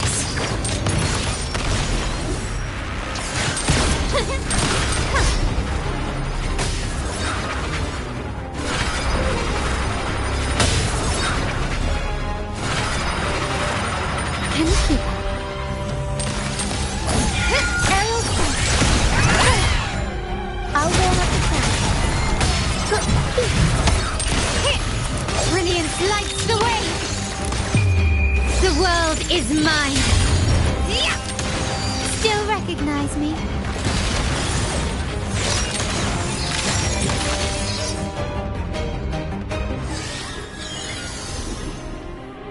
Defy destiny, mock both life and death, and rise beyond good and evil. Abandon all doubt and grasp at unreachable hopes. Now, hear the third and final prophecy.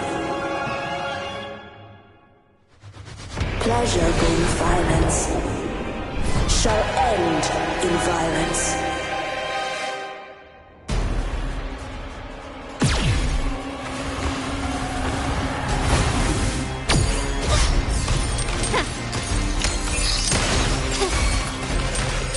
Aerial stone. Tempest stone. Mamma mia. Avanti. Figurati.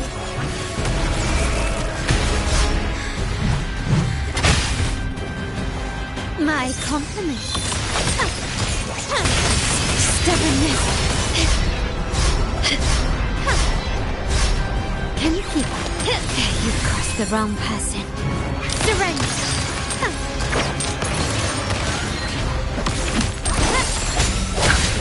Moment of resonance. One with the sounds.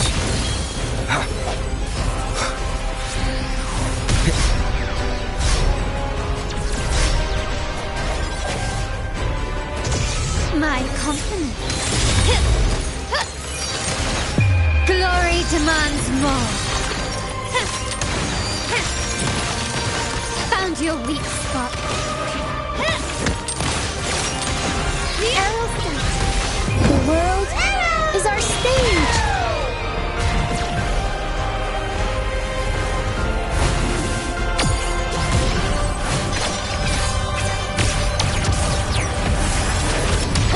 Help me to rhythm. Disperse.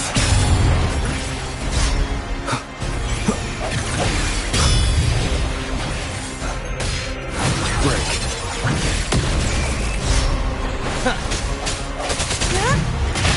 I'll warm up the crowd.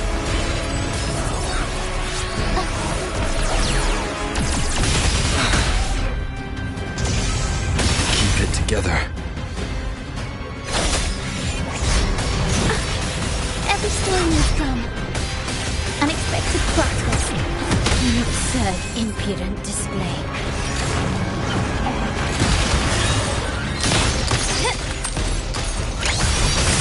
Is that it?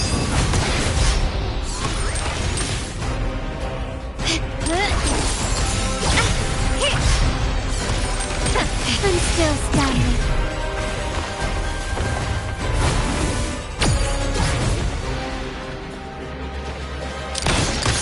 Still recognize me. Victory favors me.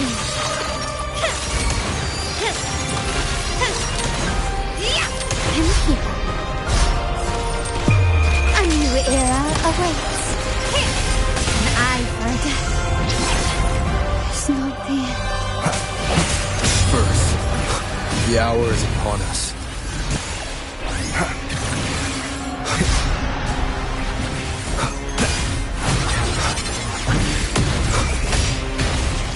Last chance. Break. Aerial stone. I'll warm up the crowd. Tempest stone. Turn of events. Swift and resolute.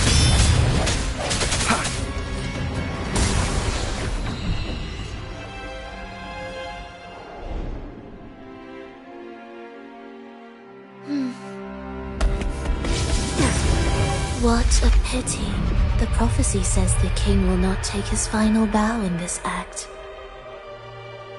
Reality beckons. Have you glimpsed the truth in this dream? 2 prophecies fulfilled, but the third? I await to see how you will rewrite it.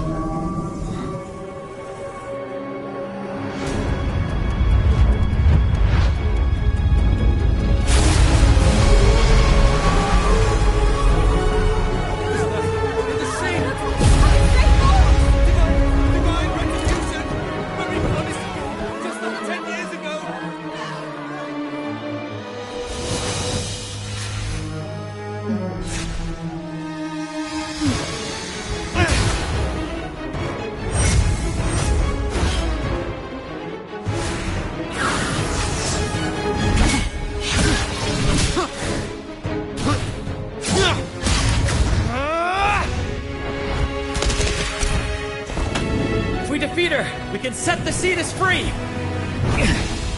We'll give this performance the perfect finale!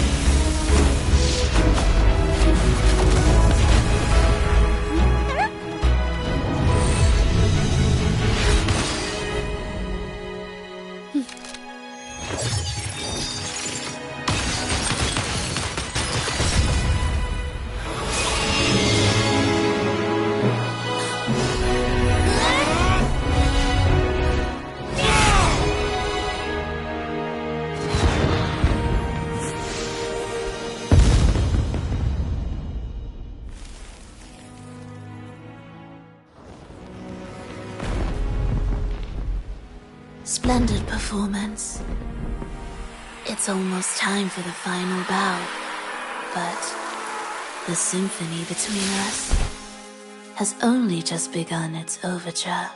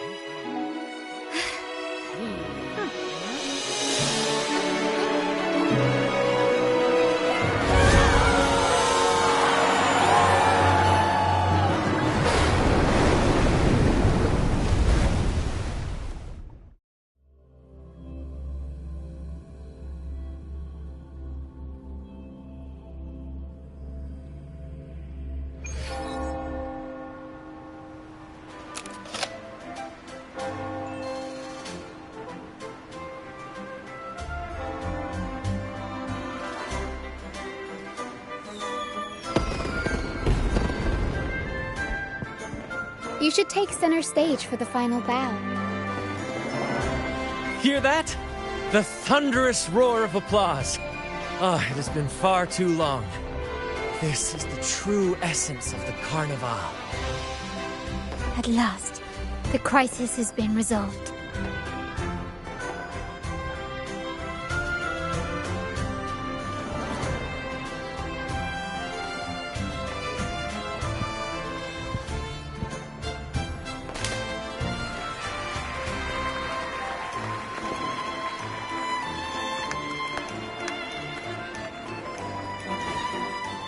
Lord Arbiter, I have heard thy call. I have awaited thee for what seems like an eternity.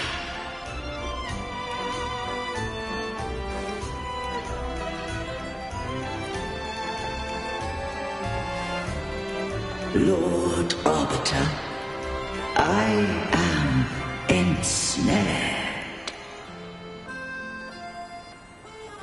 Beyond the clouds and among the stars, thou shalt find an inverted tower suspended in the sky. I am there, watching over Solaris from above. The lost doth wander briefly amongst thy kind. Seek her out. She too doth move within the fold.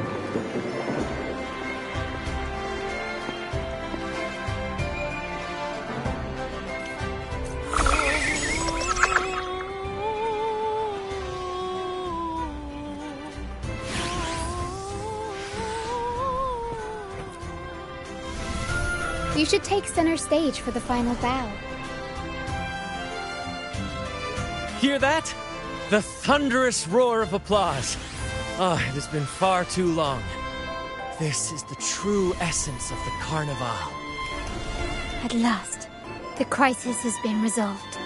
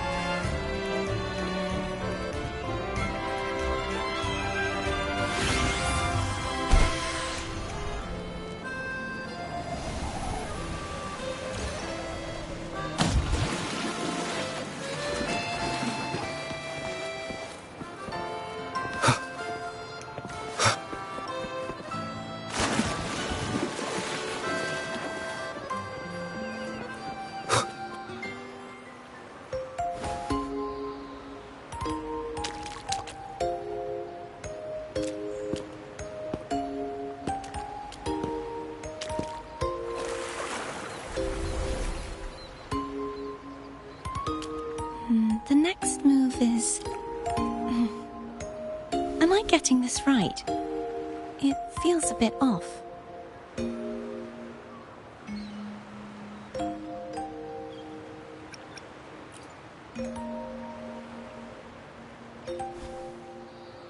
You are...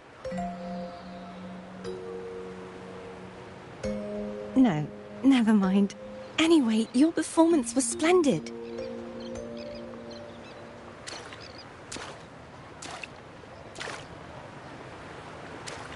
I'm here for the carnival as well. It's been ages since I've seen something as grand as this. I love hearing the laughter and cheers of a crowd, no matter the occasion. Kind stranger, could you show me those final steps from your curtain call?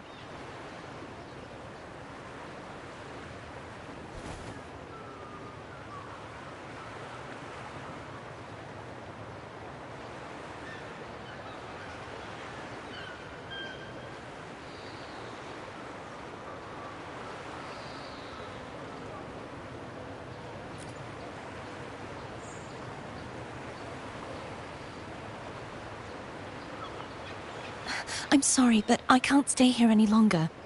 I must return.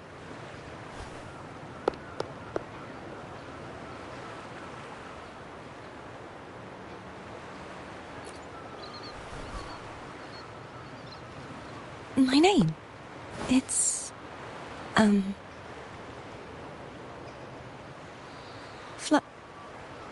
No. I'm Cartothea. Yes, that's right. Cartothea.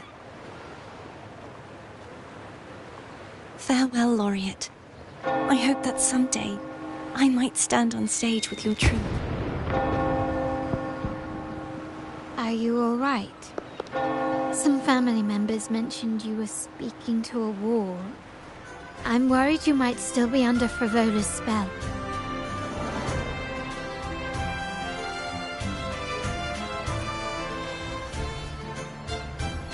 See who? Are you truly all right?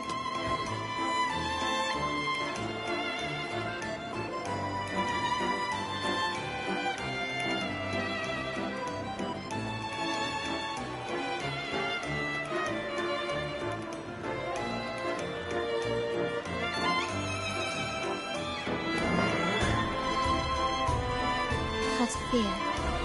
I'll make a note of it. If she was indeed here, she is likely still in Ragusa. I will have my family start searching.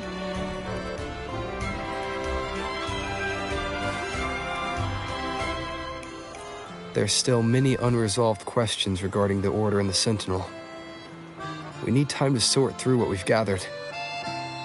Rushing into action now might only alert the Order's spies and disrupt what we've worked so hard to protect. You're right. Cartothea. I will have my family find out more about her. If we find out anything, I'll contact you, and we can discuss our next steps together. Until then, as you suggested, let's keep this carnival going.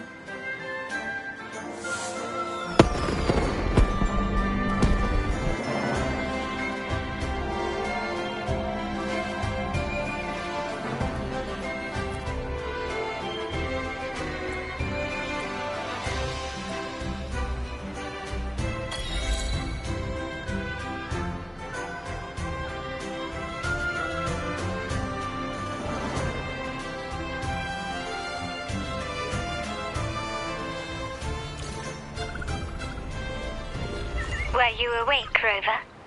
I trust you had a restful sleep.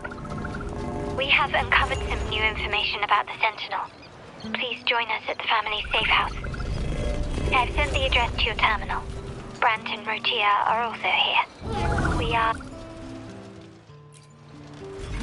Welcome to Margarita's. Your pizza will be hot and fresh in no time. Come by more often.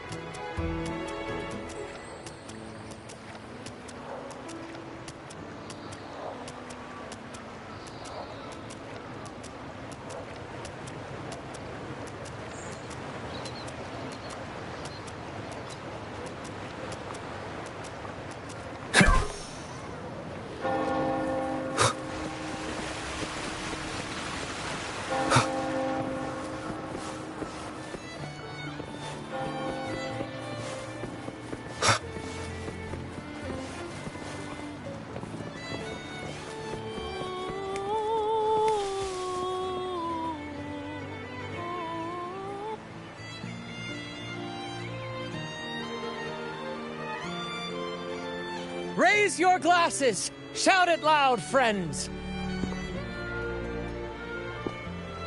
To us! To the Carnival! And to our very own laureate! A name that echoes through the world, destined to roam the skies before shaking the earth!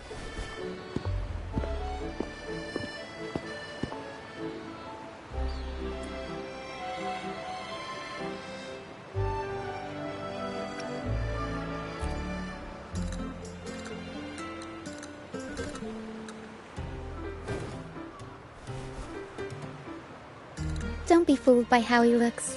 Brant is already deep in his cups, drunk as a skunk.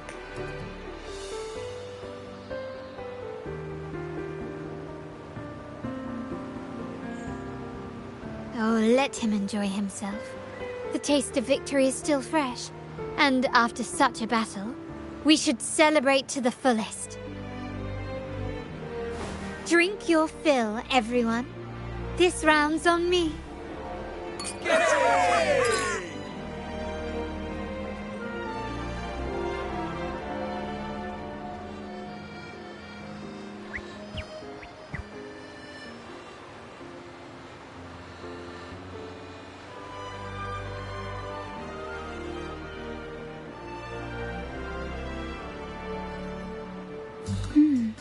I see someone's been eavesdropping.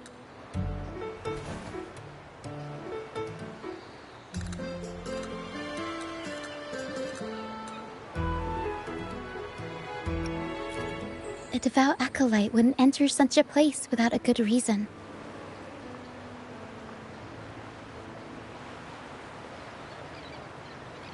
The Montelli family is known for its hospitality, but freeloaders will not find us so welcoming.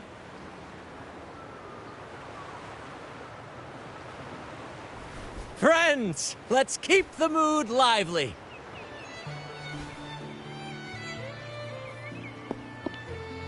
Come, let's discuss the information we've gathered so far.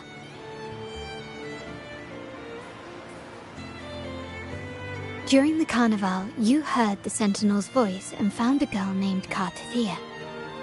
We've dug up some information on her. In the Order, every high-ranking acolyte is given a new name. We contacted the acolyte Phoebe. After some digging in the Order's records, she confirmed that before taking on her holy title, the Blessed Fleur-de-Lis was called Cartathea. But the Blessed Maiden, she martyred herself 20 years ago.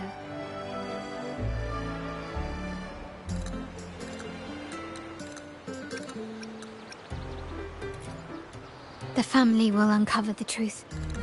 The only remaining clue is the inverted tower you mentioned hearing about from the Sentinel. But even that feels elusive. Judging by your expression, you must have discovered something new, right? Do you recall what we learned from the stained glass in the tower ruins? There were two divinities at the dawn of Rinascita. If one refers to the Sentinel, then the other, who could stand alongside them, might be the Threnodian. The two are undoubtedly linked, so uncovering one could lead us to the other. Remember Gilberto from the Physalia family? It took a lot to get him to talk, but we finally got some information from him. As he tells it, the Physalia family's long-revered deity is none other than Leviathan, the Threnodian from the sea's depths. It's hard to believe, I know. But recent events have only reinforced what we discovered from the stained glass. The Physalia family has been on this island since the founding of Rinascita, so their worship of the Threnodian may have persisted for centuries.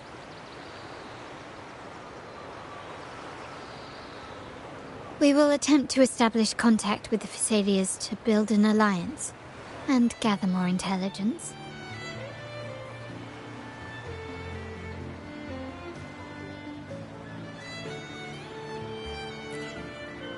Rest assured, negotiation is what we do best. If necessary, we'll present them with an offer they can't refuse.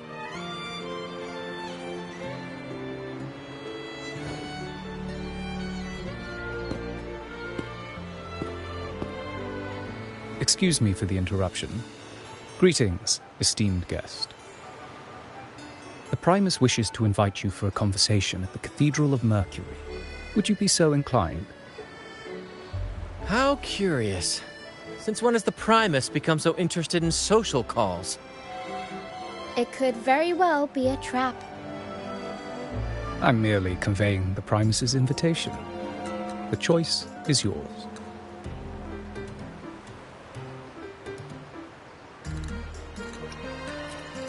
Remember, you're not alone. If anything happens, just let us know. Very well. Please follow me to the Cathedral of Mercury.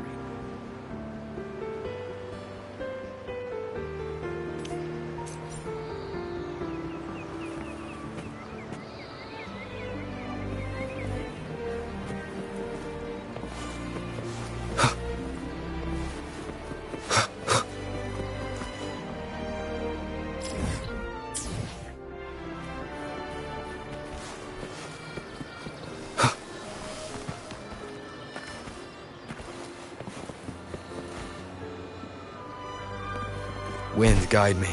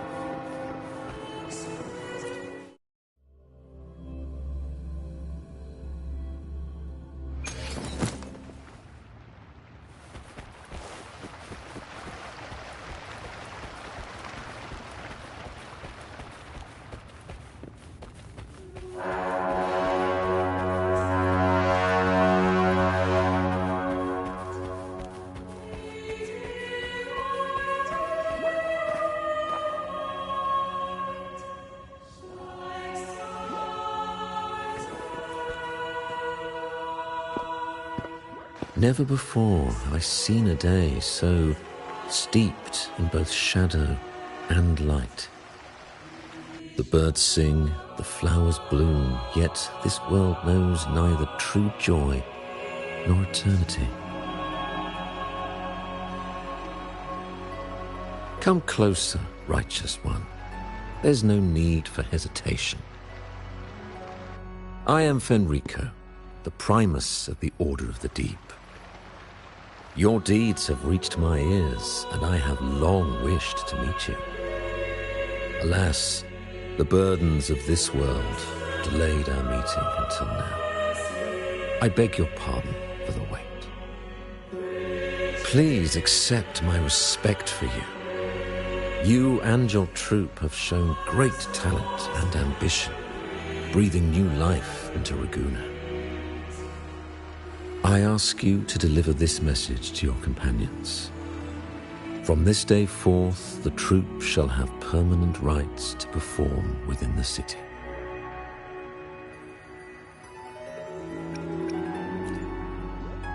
All mortals stumble, but through pilgrimage, they have cleansed their souls and atoned for their transgressions. They have earned their right to return to this divinely blessed land. I understand that questions weigh on your heart. In the presence of a just divinity, speak freely, and I will answer with all the honesty I possess. By the great Sentinel Imperator, I swear to you, there shall be no deceit in my words.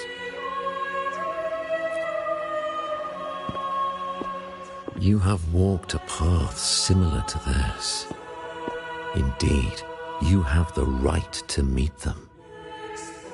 However, due to the Dark Tide 2 decades ago, the Sentinel's body was gravely wounded and remains in a state of recovery.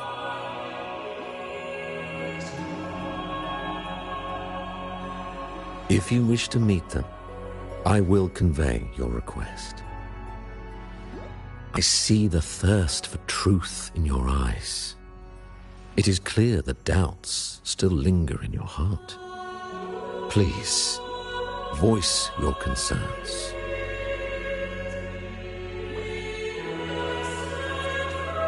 Fleur-de-Lis. She was the emissary of the Sentinel, and we are grateful for her contributions. 20 years ago, during the Dark Tide, she sacrificed herself to seal the calamity. She fulfilled her duties in this world and returned to the divine embrace.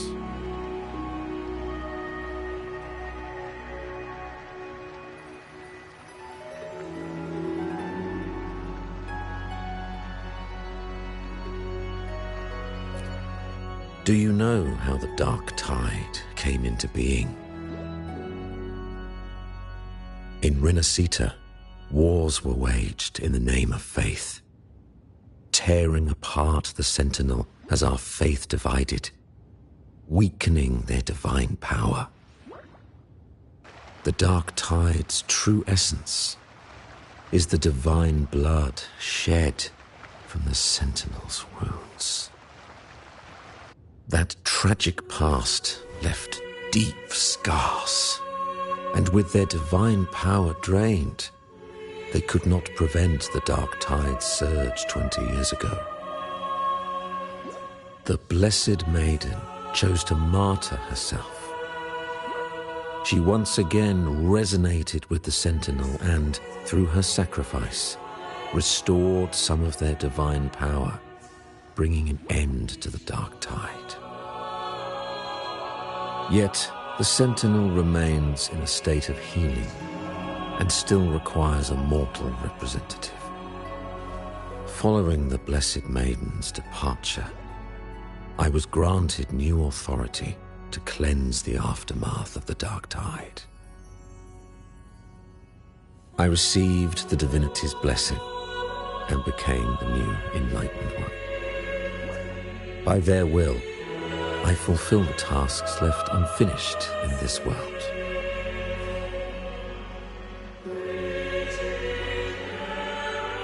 Therefore, we must unify all beliefs, ensuring the purity and unity of our will to prevent another tragedy.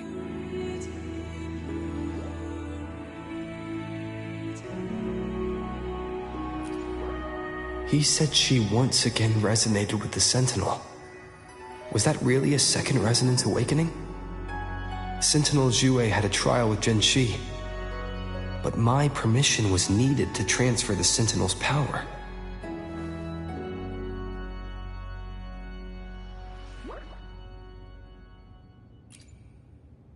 I swear, my words are without deceit. I see in your eyes that you have walked further on the path of justice than I anticipated.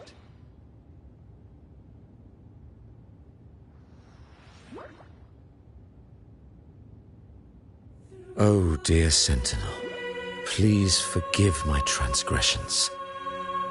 The Dark Tide brought us a blood-stained lesson. To keep our people from faltering, I bound myself to silence, locking away what I witnessed on that fateful day. Fleur-de-Lis, the unrighteous, deceived us all. She was not the Blessed Maiden chosen by the Sentinel. The true Maiden has yet to reveal herself.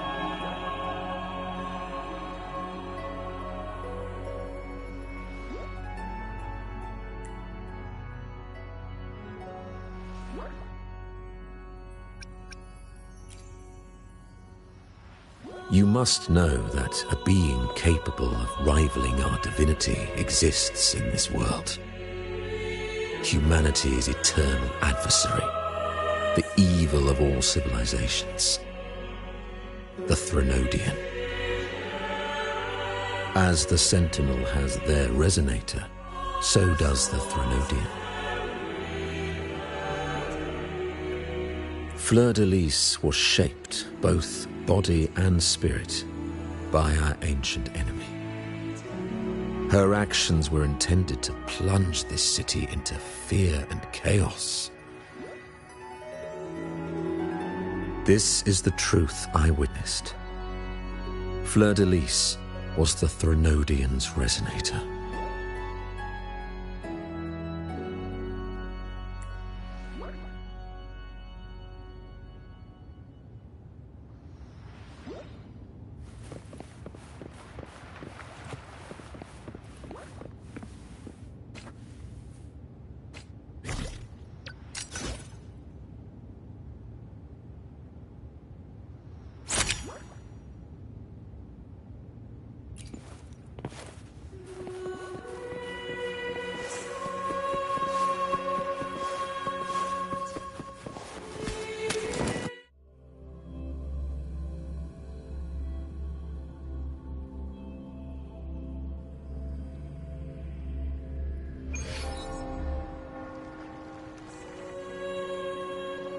How can that be? That blessed maiden, could she really be the Threnodian's resonator? What if the Primus's words were a bunch of baloney? But we saw Cardathea following the Sentinel's instructions. They wouldn't mix up their own resonator, right? Now my head hurts. Who was she really with? The Sentinel or the Threnodian?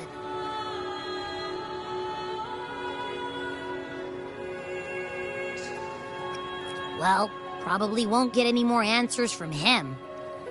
All the clues we've gathered so far point to the Threnodian. And the Phasalia family worships the Threnodian. We'll have to wait for Carlotta to arrange an audience with them. Something tells me this carnival is just the beginning. There's more ahead. I'm sure of it.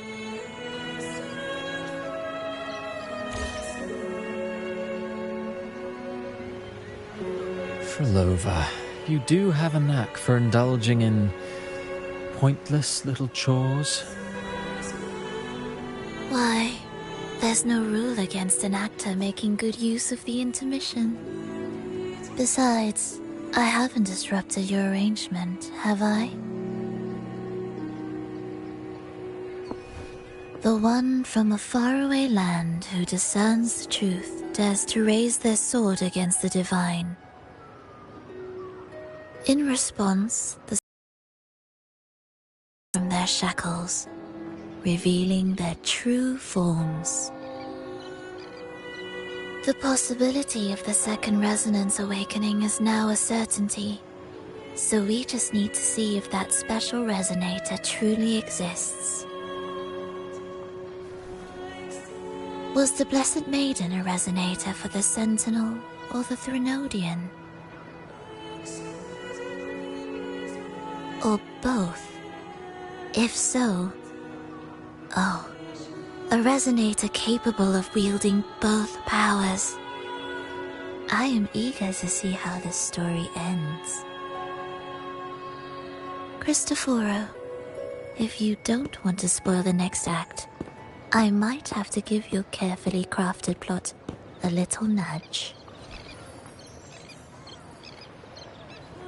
Speaking of which, that rover shines brighter than anyone else in your play. Do you find him interesting as well? Frolova, it seems we walk different paths. I don't share your fondness for that sort of puppet theatre. I merely place the characters on their stage and they act out their fates, driven by their own volition. To remain courageous amidst absurdity. To pursue a spark of divine grace. This, to me, is the truest essence of humanity. Don't you think? Even the most pristine cadence of death pales beside the untamed, fervent, and tenacious spirits of the living. In their journey, they resolutely overcome all obstacles. They pursue, they tear, they burn, simply because they desire to.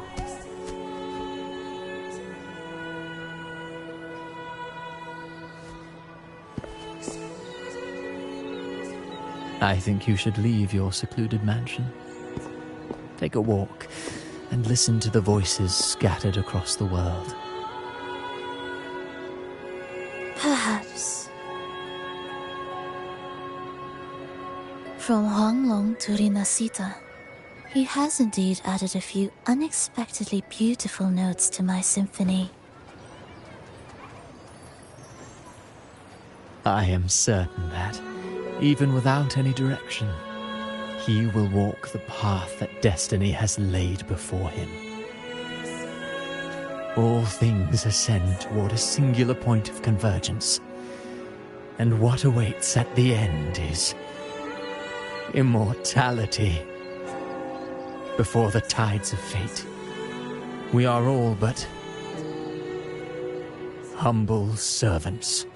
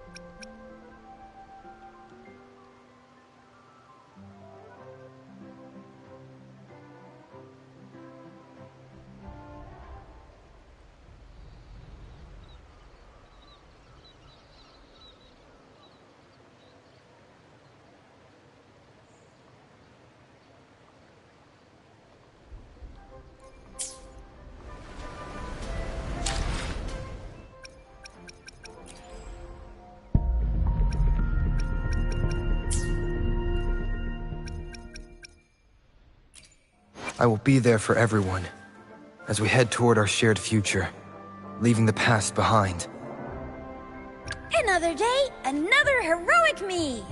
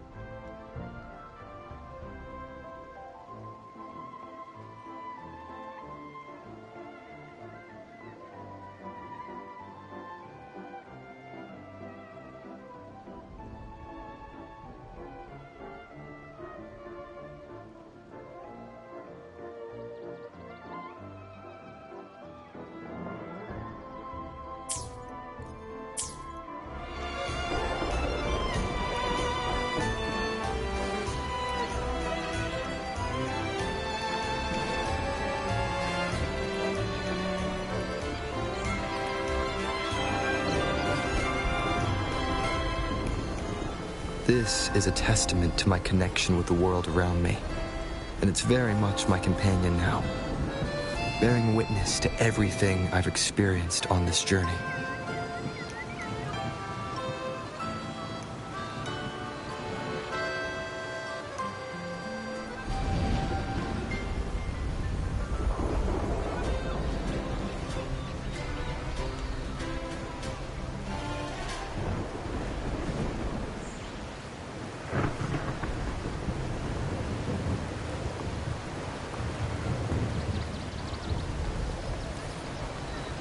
This is a testament to my connection with the world around me, and it's very much my companion now, bearing witness to everything I've experienced on this journey.